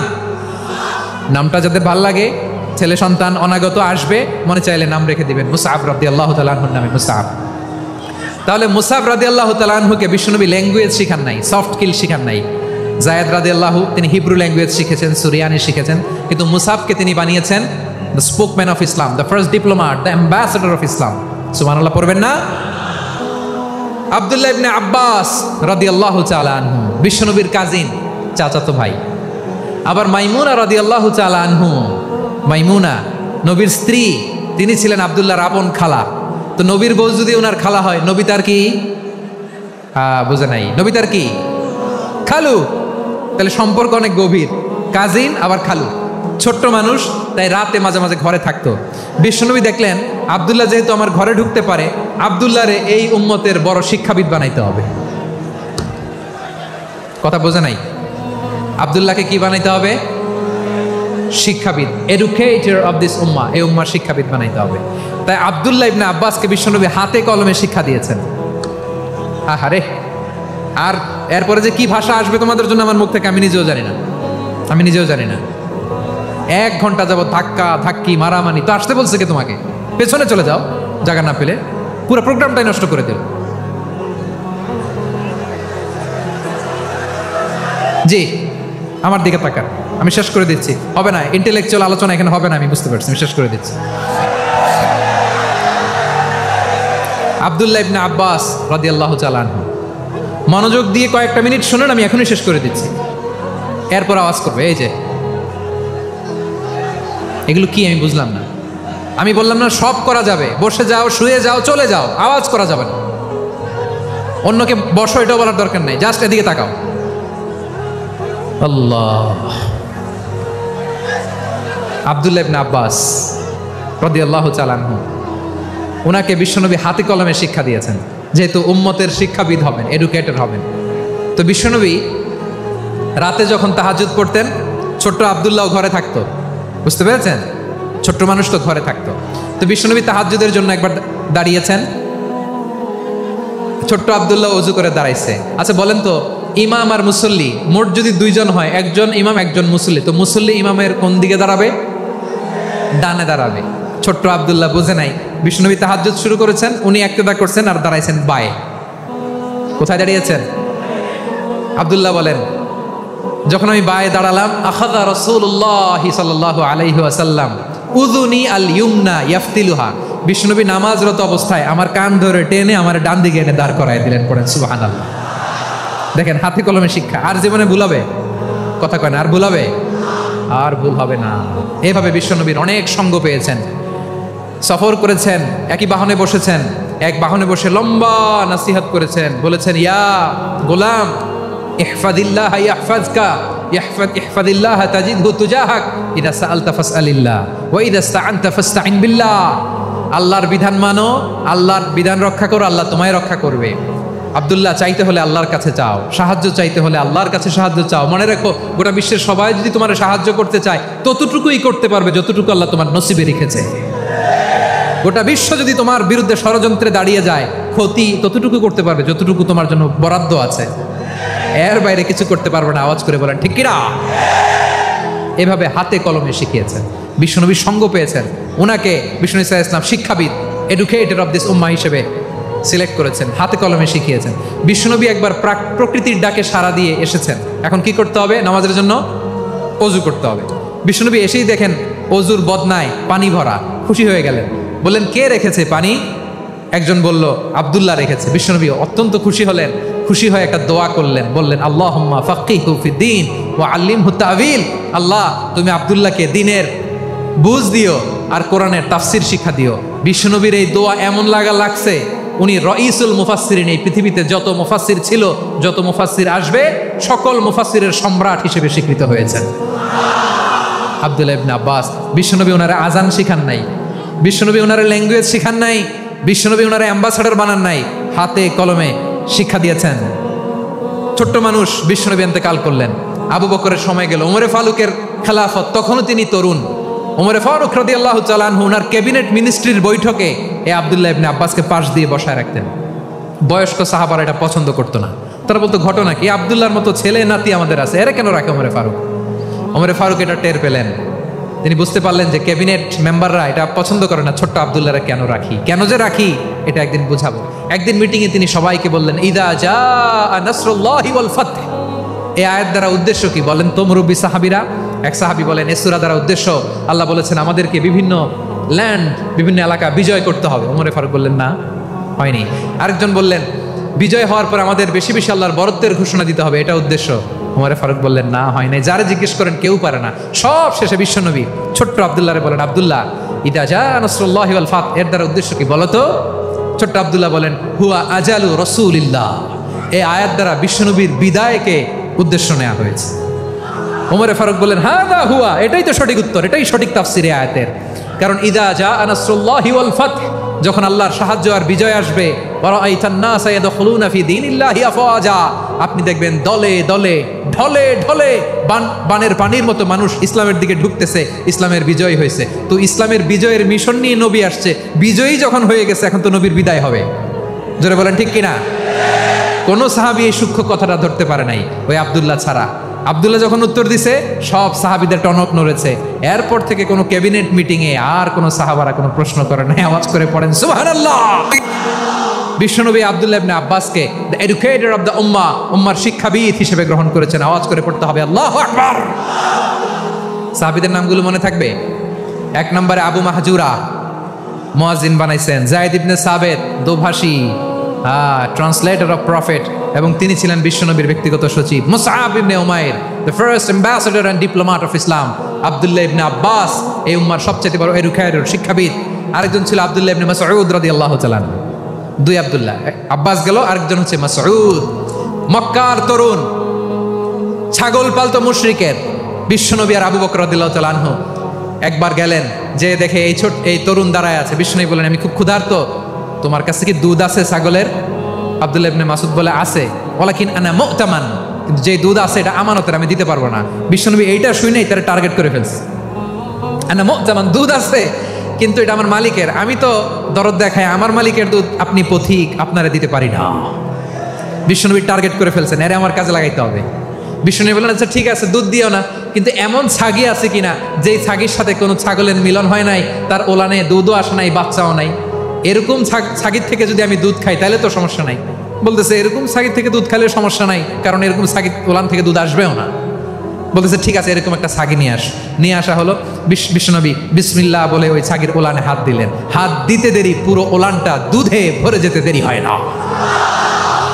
বিশ্বনবী আর আবু বকর রাদিয়াল্লাহু তাআলা আনহু দহন করে পেট ভরে খেলেন। এই দৃশ্য আব্দুল্লাহ ইবনে মাসউদের হৃদয়ে দাগ কাটলো। এই মুজিজা দেখে তিনি বললেন আশহাদু আল্লা ইলাহা ইল্লাল্লাহ ওয়া আশহাদু আন্না মুহাম্মাদুর রাসূলুল্লাহ। তিনি ষষ্ঠ মুসলিম ছিলেন, 6 নম্বর মুসলমান। ওনাকে টার্গেট করে বিশ্বনবী দেখলেন এমন ইন্টেলেকচুয়াল ব্রেন, উনি সূক্ষ্ম সূক্ষ্ম জিনিস বুঝে বেশি, ফিকহি জ্ঞান ওনার মধ্যে বেশি। বিশ্বনবী ওনাকে কোরআনের জ্ঞান শিক্ষা দিতে লাগলেন। উনি বিশ্বনবী সবার কাছে কোরআন শোনায়, কিন্তু বিশ্বনবী নিজে আব্দুল্লাহ ইবনে মাসউদের কাছ থেকে কোরআন শুনতো। বিশ্বনবী একবার বললেন ইকরা আলাইয়া ইয়া মাসউদ, ইবনে মাসউদ একবার শোনাও তো কোরআন দেখি। আব্দুল্লাহ ইবনে মাসউদ বলে আকরাউ আলাইকা ওয়া আলাইকা উনজিল, নবী আপনার উপর কোরআন নাজিল হয় আর আমি আপনার সামনে কোরআন পড়ব।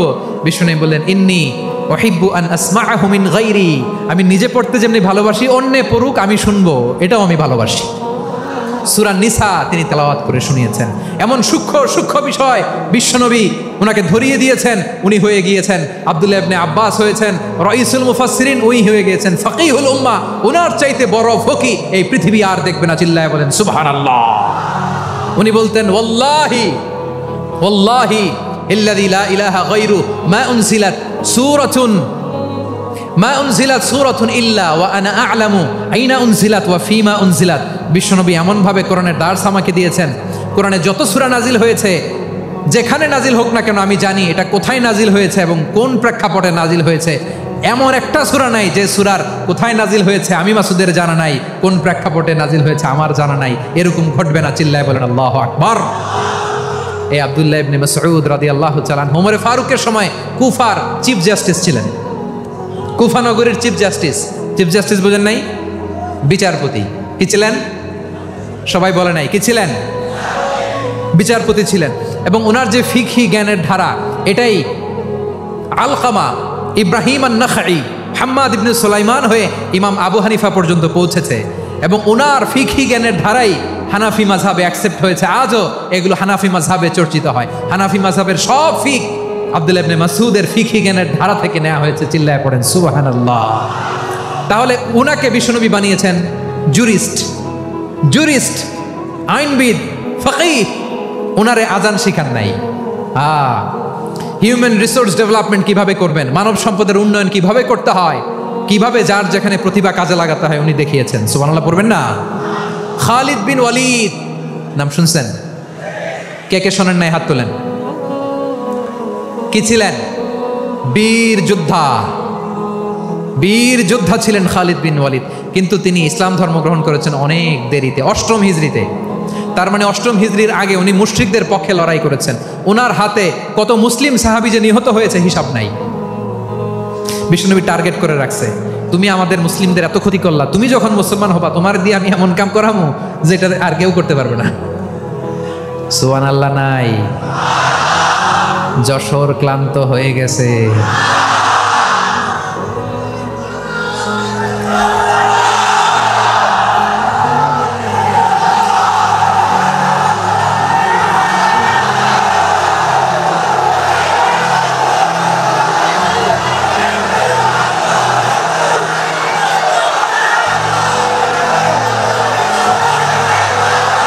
মাশাআল্লাহ।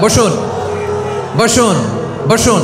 খালিদ বিন ওয়ালিদ রাদিয়াল্লাহু তাআলা 8ম হিজরিতে মুসলিম হয়েছেন, মক্কা বিজয়ের আগে। তো মক্কা বিজয়ের আগে যখন মুসলিম হয়েছেন, এর আগে কি করছেন? কাফিরদের সাথে যুদ্ধ করেছেন। উনি উহুদের যুদ্ধে মুসলমানদের যে পরাজয় ভাব, কঠিন পরিস্থিতির মুখোমুখি ওনার কারণে পেছন থেকে এমন আতর্কিত আক্রমণ করেছেন, মুসলমানদেরকে কচুকাটা করেছেন। 8ম হিজরিতে আল্লাহ তাআলা হেদায়েতের নূর দিয়ে ওনার হৃদয়টাকে উজালা করে দিলেন।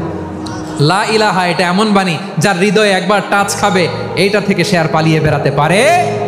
ঝিনুকের ভেতর লুকিয়ে থাকে যেমন মতি, ঝিনুকের ভেতর লুকিয়ে থাকে যেমন মতি, কালমা শাহাদাতে আছে আল্লাহর জ্যোতি, কালমা শাহাদাতে আছে আল্লাহর জ্যোতি।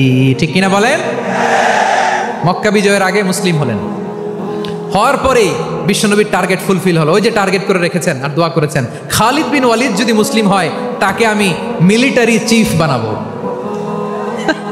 ওনাকে আজান শিখান নাই, ওনারে কান ধইরা নামাজের এই মাথা থেকে ওই মাথা আনান নাই, ফিকহি কোরআনের সূক্ষ্ম তাফসীর ওনারে শিখান নাই, অ্যাম্বাসেডর বানান নাই। বিষ্ণু ইসলাম উনাকে সামরিক অভিযানে প্রেরণ করেছেন। সামরিক অভিযানে তিনি প্রেরণ করেছেন। উনার জীবদ্দশায় উনার নেতৃত্বে যতগুলো যুদ্ধ হয়েছে একটা যুদ্ধেও তিনি পরাজয় বরণ করেন নাই। ওমরে ফারুকের সময়কালে তিনি চিফ অফ মুসলিম মিলিটারি মানে মুসলিম সেনাপতি হয়েছেন। যশোর আওয়াজ করো, ঠিক কিনা বলো? সেনাপতি, মুসলিম সেনাপতি। তাহলে কিভাবে হিউম্যান রিসোর্স ব্যবহার করতে হয় গোটা বিশ্ব আমার নবীর কাছ থেকে শিখে নাও। খালিদ বিন ওয়ালিদ, ওনাকে বিশ্বনবী একটা উপাধি দিয়েছেন। উপাধিটা হচ্ছে সাইফুল্লাহিল মাসলুল, আল্লাহর নাঙ্গা তরবারি, আল্লাহর খোলা তরবারি, দ্য ওপেন সোর্ড অফ আল্লাহ। খালিদ বিন ওয়ালিদ মুসলিম সেনাপতি। হাসান বিন সাবেত নাম শুনছেন? দেখি উনি কি ছিল বলেন। রাসূলের সভা কবি, কালচারাল হিজিমনিকে ডিফিট করার জন্য। উনি ভালো অস্ত্র চালানো জানতেন না, ওই কাজে উনি যেতেন না। ওনার ছিল কাব্য প্রতিভা। কাব্য প্রতিভা, কাফিররা কবিতা দিয়ে নবীকে গালি দিত। বিশ্বনবী বলতেন, ইয়া হাসান আজিব আন রাসূলিল্লাহ, তুমি নবীর হয়ে কাফেরদের এই কথাগুলোর জবাব দাও। বিশ্বনবীর একটা মিম্বার ছিল। বিশ্বনবীর মিম্বারের পাশাপাশি মসজিদে নববীতে এই হাসান বিন সাবেতের জন্য বিশ্বনবী একটা স্পেশাল মিম্বার বানিয়ে দিয়েছেন। এখান থেকে তুমি জবাব দাও। এবং বিশ্বনবী বলেছেন, আল্লাহুম্মা আইয়িদহু বিরূহিল কুদুস। আল্লাহ, হাসান আমার পক্ষে জবাব দেয়, তুমি জিব্রাইল মারফত তাকে সাহায্য পাঠাইয়া দিও। রাসূল সাল্লাল্লাহু আলাইহি ওয়াসাল্লামের সভা কবি, the poet of the prophet, নবীর কবি। উনি কবিতা দিয়ে এমন উচ্চাঙ্গের ভাষায় কবিতা দিয়ে তিনি জবাব দিতেন, কাফিরদের গা শিহরে যেত, তাদের হৃদয়ে আগুন ধরে যেত। তাহলে এরকম কবিরও দরকার আছে না নাই? এখন যাকে আল্লাহ দিছে কাব্য প্রতিভা, এরা যদি আপনি যুদ্ধের ময়দানে পাঠান হবে? যারে দিছে সুরেলা গলা, এরা যদি অ্যাম্বাসেডর বানান হবে না। হাসান বিন সাবেত ছিলেন বিষ্ণু ইসলামের কবি। হুযায়ফা ইবনুল ইয়ামান বিশ্বনবীর গোয়েন্দা বিভাগের প্রধান। কিসের প্রধান? হুযায়ফা ইবনুল ইয়ামান। ওনার ছিল ডিটেকটিভ মাইন্ড, ডিটেকটিভ মাইন্ড, গোয়েন্দা বিভাগের প্রধান। এবং উনি হচ্ছেন সাহিবু সিররি রাসূলিল্লাহ, রাসূল সাল্লাল্লাহু আলাইহি ওয়াসাল্লামের গোপন তথ্যের ধারক বাহক। নবীর যেই কথা কেউ জানে না, সব হুযায়ফার পেটের ভিতরে ছিল। সুবহানাল্লাহ পড়েন। মদিনার যত ইহুদিদের একটা লিস্ট ছিল, এই লিস্ট শুধু দুইজন জানতো, বিশ্বনবী আর হুযায়ফা। সুবহানাল্লাহ পড়বেন না? তাহলে ওনাকে কোন দায়িত্ব দিছে? কোন বিভাগ? যশোর আওয়াজ করো, কোন বিভাগ? গোয়েন্দা বিভাগের হেড ছিল। খন্দকের যুদ্ধে প্রচন্ড আজকের মতো শৈত্য প্রবাহ, মাটি খনন করতে করতে সাহাবীদের পেটে ক্ষুধা নাই, দাঁড়াইতে পারে না নামাজের জন্য, এত ক্লান্ত, ক্ষুধা, ক্লান্ত, শ্রান্ত। বিশ্বনবী বললেন, কে আছো? এই কঠিন শীত, এই ভয় আর ক্ষুধার মধ্যেও খন্দকের পরীক্ষার টপকে শত্রুর শিবিরে যে আমাকে তথ্য দিবা, কে আছো? কারো গায়ে শক্তিই নাই যে দাঁড়াবে, কেউ দাঁড়ায় না। বিশ্বনবী তখন নিজে হুযায়ফাকে ডাক দিলেন, হুযায়ফা, যে আমাকে আজকে শত্রু শিবিরের তথ্য এনে দিবে, সে জান্নাতে আমার মোরাফাকা, আমার সঙ্গী হবে।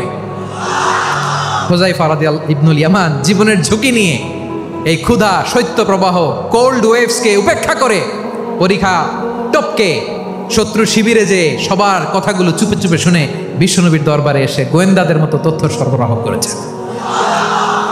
বিশ্বনবীর গোয়েন্দা বিভাগের প্রধান হুযায়ফা ইবনুল ইয়ামান ইন্টেলিজেন্স বিভাগ চালাতেন। মুনাফিকদের নাম ওনার কাছে ছিল। মুআয ইবনে জাবাল মদিনা রাষ্ট্রের সবচেয়ে সিনিয়র আমলা ছিলেন। আমলাতন্ত্র চিনেন তো? প্রশাসনিক কাজ যারা চালায়, অ্যাডমিনিস্ট্রেশন বুঝেন না? The department of administration. মদিনার রাষ্ট্রের সিনিয়র আমলা মুআয ইবনে জাবাল মুতাখাসসিসুন ফিল হালাল ওয়াল হারাম, হালাল হারামের স্পেশালিস্ট ছিলেন। বিশ্বনবী উনাকে ইয়ামানের গভর্নর করে পাঠাইছেন। বলেছেন, ইন্নাকা তা'তি কওমান আহলা কিতাব, এমন গোষ্ঠীর কাছে যাবা ইহুদি নাসারা, আগে শাহাদা পড়লে এরপরে নামাজের দাওয়াত দিও, নামাজ পড়লে জাকাতের দাওয়াত দিও। গভর্নরের অ্যাটিটিউড যেমন থাকে তেমন অ্যাটিটিউড ধরে রেখো। সুবহানাল্লাহ পড়েন। তাহলে মুআজ ইবনে জাবালকে দিয়ে বিশ্বনবী কবিতা লেখায় নাই, চিঠি লেখায় নাই, আজান দেওয়ায় নাই। সুবহানাল্লাহ পড়বেন না? সব শেষ সাহাবী বলি আবু হুরায়রা রাদিয়াল্লাহু তাআলা আনহু। নাম শুনছেন? বিড়ালের বাবা। কি করতেন? খালি হাদিস মুখস্থ করতেন। উনি বলতেন আলজামু রাসূলুল্লাহ আলা মিল ইবাতনি, আমার শুধু পেটের ক্ষুধার বন্দোবস্ত হইলে আমি নবীর সঙ্গ ছাড়তাম না। আমার আনসার সাহাবারা ক্ষেত খামারের কাজ করতো, আমার মুহাজির সাহাবারা ব্যবসা করতো, আর আমি নবীর সাথে সাথে থাকতাম। শুধু সকাল বিকাল দুই বেলা যদি আমার খাবারের বন্দোবস্ত হয়, আমি আর নবীর লক ছাড়ি না। সুবহানাল্লাহ কইবেন না? 5374টা হাদিস তিনি বর্ণনা করেছেন। সবচেয়ে বেশি হাদিস বর্ণনাকারী সাহাবী। হাদিস প্রিজার্ভেশনের কাজে বিশ্বনবী ওনাকে কাজে লাগিয়েছেন। উনি একদিন বলেন, ইয়া রাসূলুল্লাহ আসমাউ মিনকা কাসীরান ফালা আহফাজু, নবী অনেক কথা শুনি আমার মনে থাকে না। বিশ্বনবী বললেন তাই? উবসুত রিদাক, তোমার চাদরটা বিছাও। আবু হুরায়রা বিছালেন, বিশ্বনবী হাত বুলায় দিলেন, এরপরে অনেক হাদিস বর্ণনা করলেন। আবু হুরায়রা বলে তারপর থেকে বিশ্বনবী যাই বর্ণনা করে আমি শুনি আর একটাও বলি না। এখন সুবহানাল্লাহ। বিশ্বনবী ওনাকে হাদিস প্রিজার্ভেশন, নবীর এই যে লক্ষ্য হাদিস প্রিজার্ভেশনের এই দায়িত্ব দিয়েছেন সাইয়েদনা আবু হুরায়রা রাদিয়াল্লাহু তাআলা আনহুকে। প্রিয় ভাইরা, তাহলে 10 জন সাহাবীর কথা যে বললাম, আপনারা কি খেয়াল করেছেন কত বড় ট্যালেন্ট হান্টার, চৌকস ট্যালেন্ট হান্টার ছিল আমার নবী। এক একজনের এক এক ট্যালেন্ট এক এক কাজে অ্যাসাইন করেছেন, এক একজনকে এক এক দায়িত্ব দিয়েছেন, এক একজনের প্রতিভাকে এক একভাবে বিকশিত হওয়ার সুযোগ দিয়েছেন। আওয়াজ করে বলেন ঠিক কি না? এখন আমার পর্দার আড়ালে আমার মায়েরা বলবে এতগুলো পুরুষ সাহাবীর কথা বললো, নারী সাহাবীরা কি কিছু করে নাই? মোনাজাত হবে, দোয়া ছাড়া কেউ যাব না। রুফাইদা আল আসলামিয়া রাদিয়াল্লাহু তাআলা আনহা, ওনার বাবার নাম সাআদ আল আসলামি। বিশ্বনবী কি খেয়াল করলেন দেখেন, সাআদ ছিল মদিনার বড় ডাক্তার। এই নারী সাহাবী রুফাইদা বাবার কাছ থেকে চিকিৎসা বিদ্যা শিখেছেন। যখন শিখছে বিশ্বনবী দেখলেন আমার তো প্রতি সপ্তাহে সপ্তাহে যুদ্ধে আহত সাহাবীদের সেবা দিবে কে? বিশ্বনবী রুফাইদাকে বলেন, রুফাইদা তুমি মসজিদে নববীর পাশে একটা মেডিকেল ক্যাম্প করো। এই যে সাকিনা আদ্দিন মেডিকেলের আমার ছাত্রী বন্ধুরা শুনে রাখো, তোমাদের আইকন হচ্ছে এই রুফাইদা আল আসলামিয়া। বিশ্বনবীর ডিরেকশন অনুযায়ী তিনি মসজিদে নববীর পাশে একটা মেডিকেল ক্যাম্প করলেন এবং আহত সাহাবাদের চিকিৎসা উনি ওনার টিম নিয়ে দিতেন। বিশ্বনবীর পরামর্শে উনি আনসারি এবং মুহাজির মহিলা সাহাবীদেরকে নিয়ে একটা স্পেশাল মেডিকেল টিম গঠন করলেন। খায়বার যুদ্ধে 7ম হিজরিতে যখন বিশ্বনবী যায়, উনি ওনার টিম নিয়ে আসলেন, বললেন ইয়া রাসূলুল্লাহ আমরা তো তলোয়ার চালাতে পারি না, আমরা তো তীর মারতে পারি না, আপনি যদি অনুমতি দেন খায়বার অভিযানে আমি আমার টিম নিয়ে মেডিকেল টিমের সেবাটা সার্ভিসটা দিতে চাই। পড়েন সুবহানাল্লাহ। বিশ্বনবী অনুমতি দিলেন, যোদ্ধা সাহাবীদের সাথে রুফাইদা আল আসলামিয়া উনিও মেডিকেল টিম নিয়ে অগ্রসর হলেন। খায়বারের প্রতিটা আহত ইনজুর্ড সাহাবী যারা ইনজুরির শিকার হয়েছেন সবাই রুফাইদা আল আসলামিয়ার এই মেডিকেল ক্যাম্প থেকে চিকিৎসা সহায়তা পেয়েছেন। সুবহানাল্লাহ পড়েন। দেখেন কিভাবে বিশ্বনবী ট্যালেন্ট বাছাই করতেন। আপনি অবাক হবেন, বাহরাইনের মেডিকেল ইউনিভার্সিটিতে রুফাইদা আল আসলামিয়া মেডিকেল প্রাইজ অ্যাওয়ার্ড প্রতি বছর দেওয়া হয়। যদি আদ্দিনের এই মেডিকেল আমার বোনেরা যদি জেনে থাকো জানো, না হলে নতুন করে জানো, সার্চ দিও রুফাইদা আল আসলামিয়া মেডিকেল অ্যাওয়ার্ড বাহরাইনের ইউনিভার্সিটিতে দেওয়া হয়। প্রিয় ভাইয়েরা, তাহলে আলোচনার সামারি আমরা করি। বিশ্বনবী যার যেখানে ট্যালেন্ট তাকে ওইখানে কাজে লাগাতেন। আওয়াজ করে বলেন ঠিক কিনা? এবার একটা ইন্টারভিউ হবে, আওয়াজ করে বলেন আবু মাহজুরাকে বিশ্বনবী কি বানাইছেন? হ্যাঁ, ভুলে গেছেন? সামনের চুলে হাত দিয়ে বিশ্বনবী কি সুন্দর গলায় আজান শিখালেন। মুয়াজ্জিন যায়েদ বিন সাবিতকে একাডেমিক প্রজেক্টের দায়িত্ব দিয়েছেন, তিনি ছিলেন বিশ্বনবীর দোভাষী ব্যক্তিগত সচিব। Musab ibn Umair the first ambassador of Islam. Abdullah ibn Abbas উম্মার বড় শিক্ষাবিদ মুফাসসির। আব্দুল্লাহ ইবনে মাসউদ ছিলেন জুরিস্ট। কি ছিলেন? জুরিস্ট ছিলেন, এই উম্মার সবচেয়ে বড় জুরিস্ট। খালিদ বিন ওয়ালিদ সেনাপ্রধান। হাসান বিন সাবিত ছিলেন বিশ্বনবীর সভাকবি। কি ছিলেন? বিশ্বনবীর সভাকবি ছিলেন। এরপরে হুযায়ফা ইবনুল ইয়ামান কি ছিলেন? গোয়েন্দা বিভাগের প্রধান। মুআয ইবনে জাবাল কি ছিলেন? সিনিয়র আমলা, ইয়ামানের গভর্নর। আবু হুরায়রা রাদিয়াল্লাহু তাআলা আনহু হাদিস প্রিজার্ভেশনের কাজ করেছেন। আর আমাদের রুফাইদা আল আসলামিয়া রাদিয়াল্লাহু তাআলা আনহা কি ছিলেন? নার্স ছিলেন, নার্স হয়ে মেডিকেল সেবা দিয়েছেন। প্রিয় ভাইয়েরা, পুরো আলোচনার যদি সামারি করি তাহলে বিশ্বনবী যেভাবে হিউম্যান রিসোর্সকে ম্যানেজ করেছেন, যার যেখানে প্রতিভা কাজে লাগিয়েছেন, আমরাও যদি করি আমাদের বাংলাদেশের চিত্র আমরা পাল্টে যেতে পারবো। আমরা শুরুতে শুনেছি মানুষের আছে অসীম সম্ভাবনা, প্রতিটা মানুষ অনন্য, যত্ন নিলে যথাযথ পরিচর্যা করলে মানুষ বিশ্ব জয় করতে পারে, ঠিক কিনা? আমাদের হাফেজে কোরআনের সামনে দাঁড়াতে পারে এমন কোনো হাফেজে কোরআন আল্লাহর জমিনে জন্ম হয় নাই। গোটা বিশ্ব কাঁপিয়ে তারা সেরা, আমাদের ক্রিকেটাররা সেরা, আমাদের তৈরি পোশাক শিল্প সেরা, এরকম অনেক অনেক সেরা জিনিস আছে, আমরা এগুলোরে নার্চারিং করতে পারি নাই, পরিচর্যা করতে পারি নাই, সঠিক তারবিয়াতের অভাব। তাহলে মানুষের অসীম সম্ভাবনাকে কাজে লাগাতে হবে, ঠিক কিনা বলেন? ইউনুস গভর্নমেন্টকে আমি বলবো, অল্প সময়ের জন্য আপনারা এসেছেন, সংস্কারও করতে হবে, আবার নির্বাচনও করতে হবে। সব সংস্কার হতে করতে পারবেন না, যতটুকু পারবেন এর মধ্যে আমাদের যে হিউজ ম্যান পাওয়ার, আমাদের যে মানব সম্পদ, হিউম্যান রিসোর্স, এটাকে ডেভেলপ করে আপনাদের যেতে হবে। যেটা পারবেন না সেটাকে পরবর্তী নির্বাচিত গভর্নমেন্টের কাছে রেখে যেতে হবে, যে তারা যেন করে, তাদের কাছে আপনারা এটা রেখে যাবেন। তাহলে মানুষ চাইলে বিশ্ব জয় করতে পারে। আর মানুষকে হারাতে পারে কেউ? জোরে বলো যশোর, মানুষকে হারাতে পারে কেউ? আল্লাহ আমাদেরকে জনসংখ্যা দিয়েছেন প্রিয় ভাইয়েরা, এই জনসংখ্যা অনেক বড় সম্পদ, এটা আমাদের জন্য অভিশাপ নয়, আশীর্বাদ। আমাদের জনসংখ্যাকে যদি আমরা জনশক্তিতে রূপান্তর করতে পারি, আজকে বাংলাদেশ যে অবস্থানে দাঁড়িয়ে আছে, বাংলাদেশ তার 20 গুণ উন্নতির শিখরে চলে যাবে, চিল্লায় বলো ঠিক কিনা? আমাদের শ্রমিক ভাইয়েরা বাইরে কাজ করে, আমাদের শ্রমজীবী ভাইয়েরা, প্রবাসীরা, তাদের ব্যাপারে গুরুত্ব দিতে হবে। আমাদের শ্রমের দাম সবচেয়ে কম, সবচেয়ে কম। তারা এম্বাসিতে গুরুত্ব পায় না, এয়ারপোর্টে গুরুত্ব পায় না, এই সরকার অবশ্য তাদেরকে অনেক গুরুত্ব দিচ্ছে। আমাদের অদক্ষ শ্রমিককে যখন আমরা দুবাই পাঠাই অল্প বেতন পায়, কিন্তু ইন্ডিয়ানরা দক্ষ শ্রমিক পাঠালে তার 3 গুণ বেতন পায়।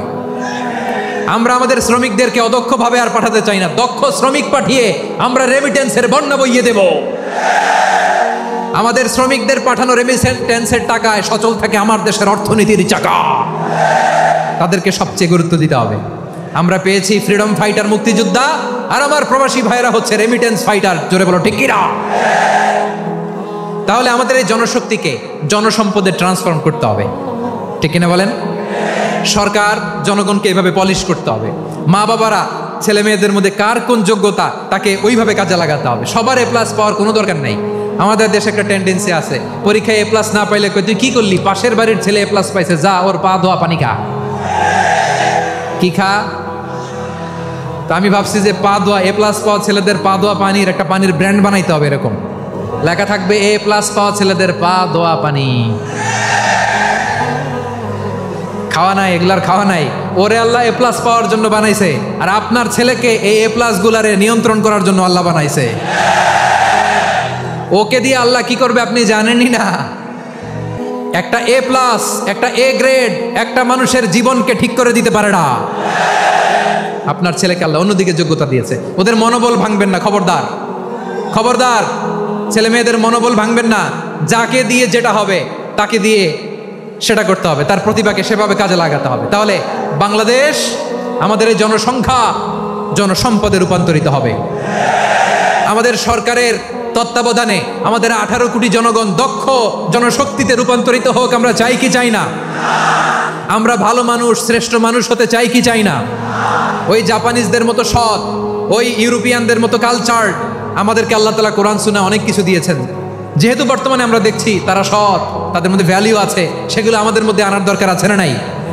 আর ইসলাম দিয়ে আমাদের জীবনকে সাজাতে হবে, ইসলাম দিয়ে আমার পরিবারকে সাজাতে হবে। ইসলাম থেকে, কোরআন থেকে প্রেসক্রিপশন না নিলে জীবন সুন্দর হবে না। কোরআন থেকে প্রেসক্রিপশন না নিলে সমাজ সুন্দর হবে না। কোরআনের প্রেসক্রিপশন না মানলে রাষ্ট্র সুন্দর হবে না। কোরআনের প্রেসক্রিপশন অ্যাপ্লাই না করলে শুধু দুর্নীতি দমন কমিশন দিয়ে দুর্নীতি বন্ধ করা যাবে না। এজন্য কোরআনের আইন আমরা চাই কি চাই না? প্রিয় ভাইয়েরা, হিউম্যান রিসোর্স ডেভেলপমেন্ট, মানব সম্পদের উন্নয়ন, আমাদের সরকার যেন এদিকে নজর দেয়। আমরা যেন এই ব্যাপারে যত্নবান হয়ে উঠি। যাকে আল্লাহ যে যোগ্যতা দিয়েছে, এই যোগ্যতা দিয়ে আমরা যেন ইসলামের জন্য, দেশের জন্য কাজ করি। আমরা যেন আমাদের স্কিল ডেভেলপ করি, আমাদের পটেনশিয়ালকে ডেভেলপ করি। মোরালিটি, ভ্যালিউজ নিয়ে শায়েখ আহমদুল্লাহ আলোচনা করেছেন, এগুলো দিয়ে যেন আমরা আমাদেরকে সাজাই। আল্লাহ তাআলা আমাদের দেশকে তুমি নিরাপদ করো, আমরা পড়ি আমিন।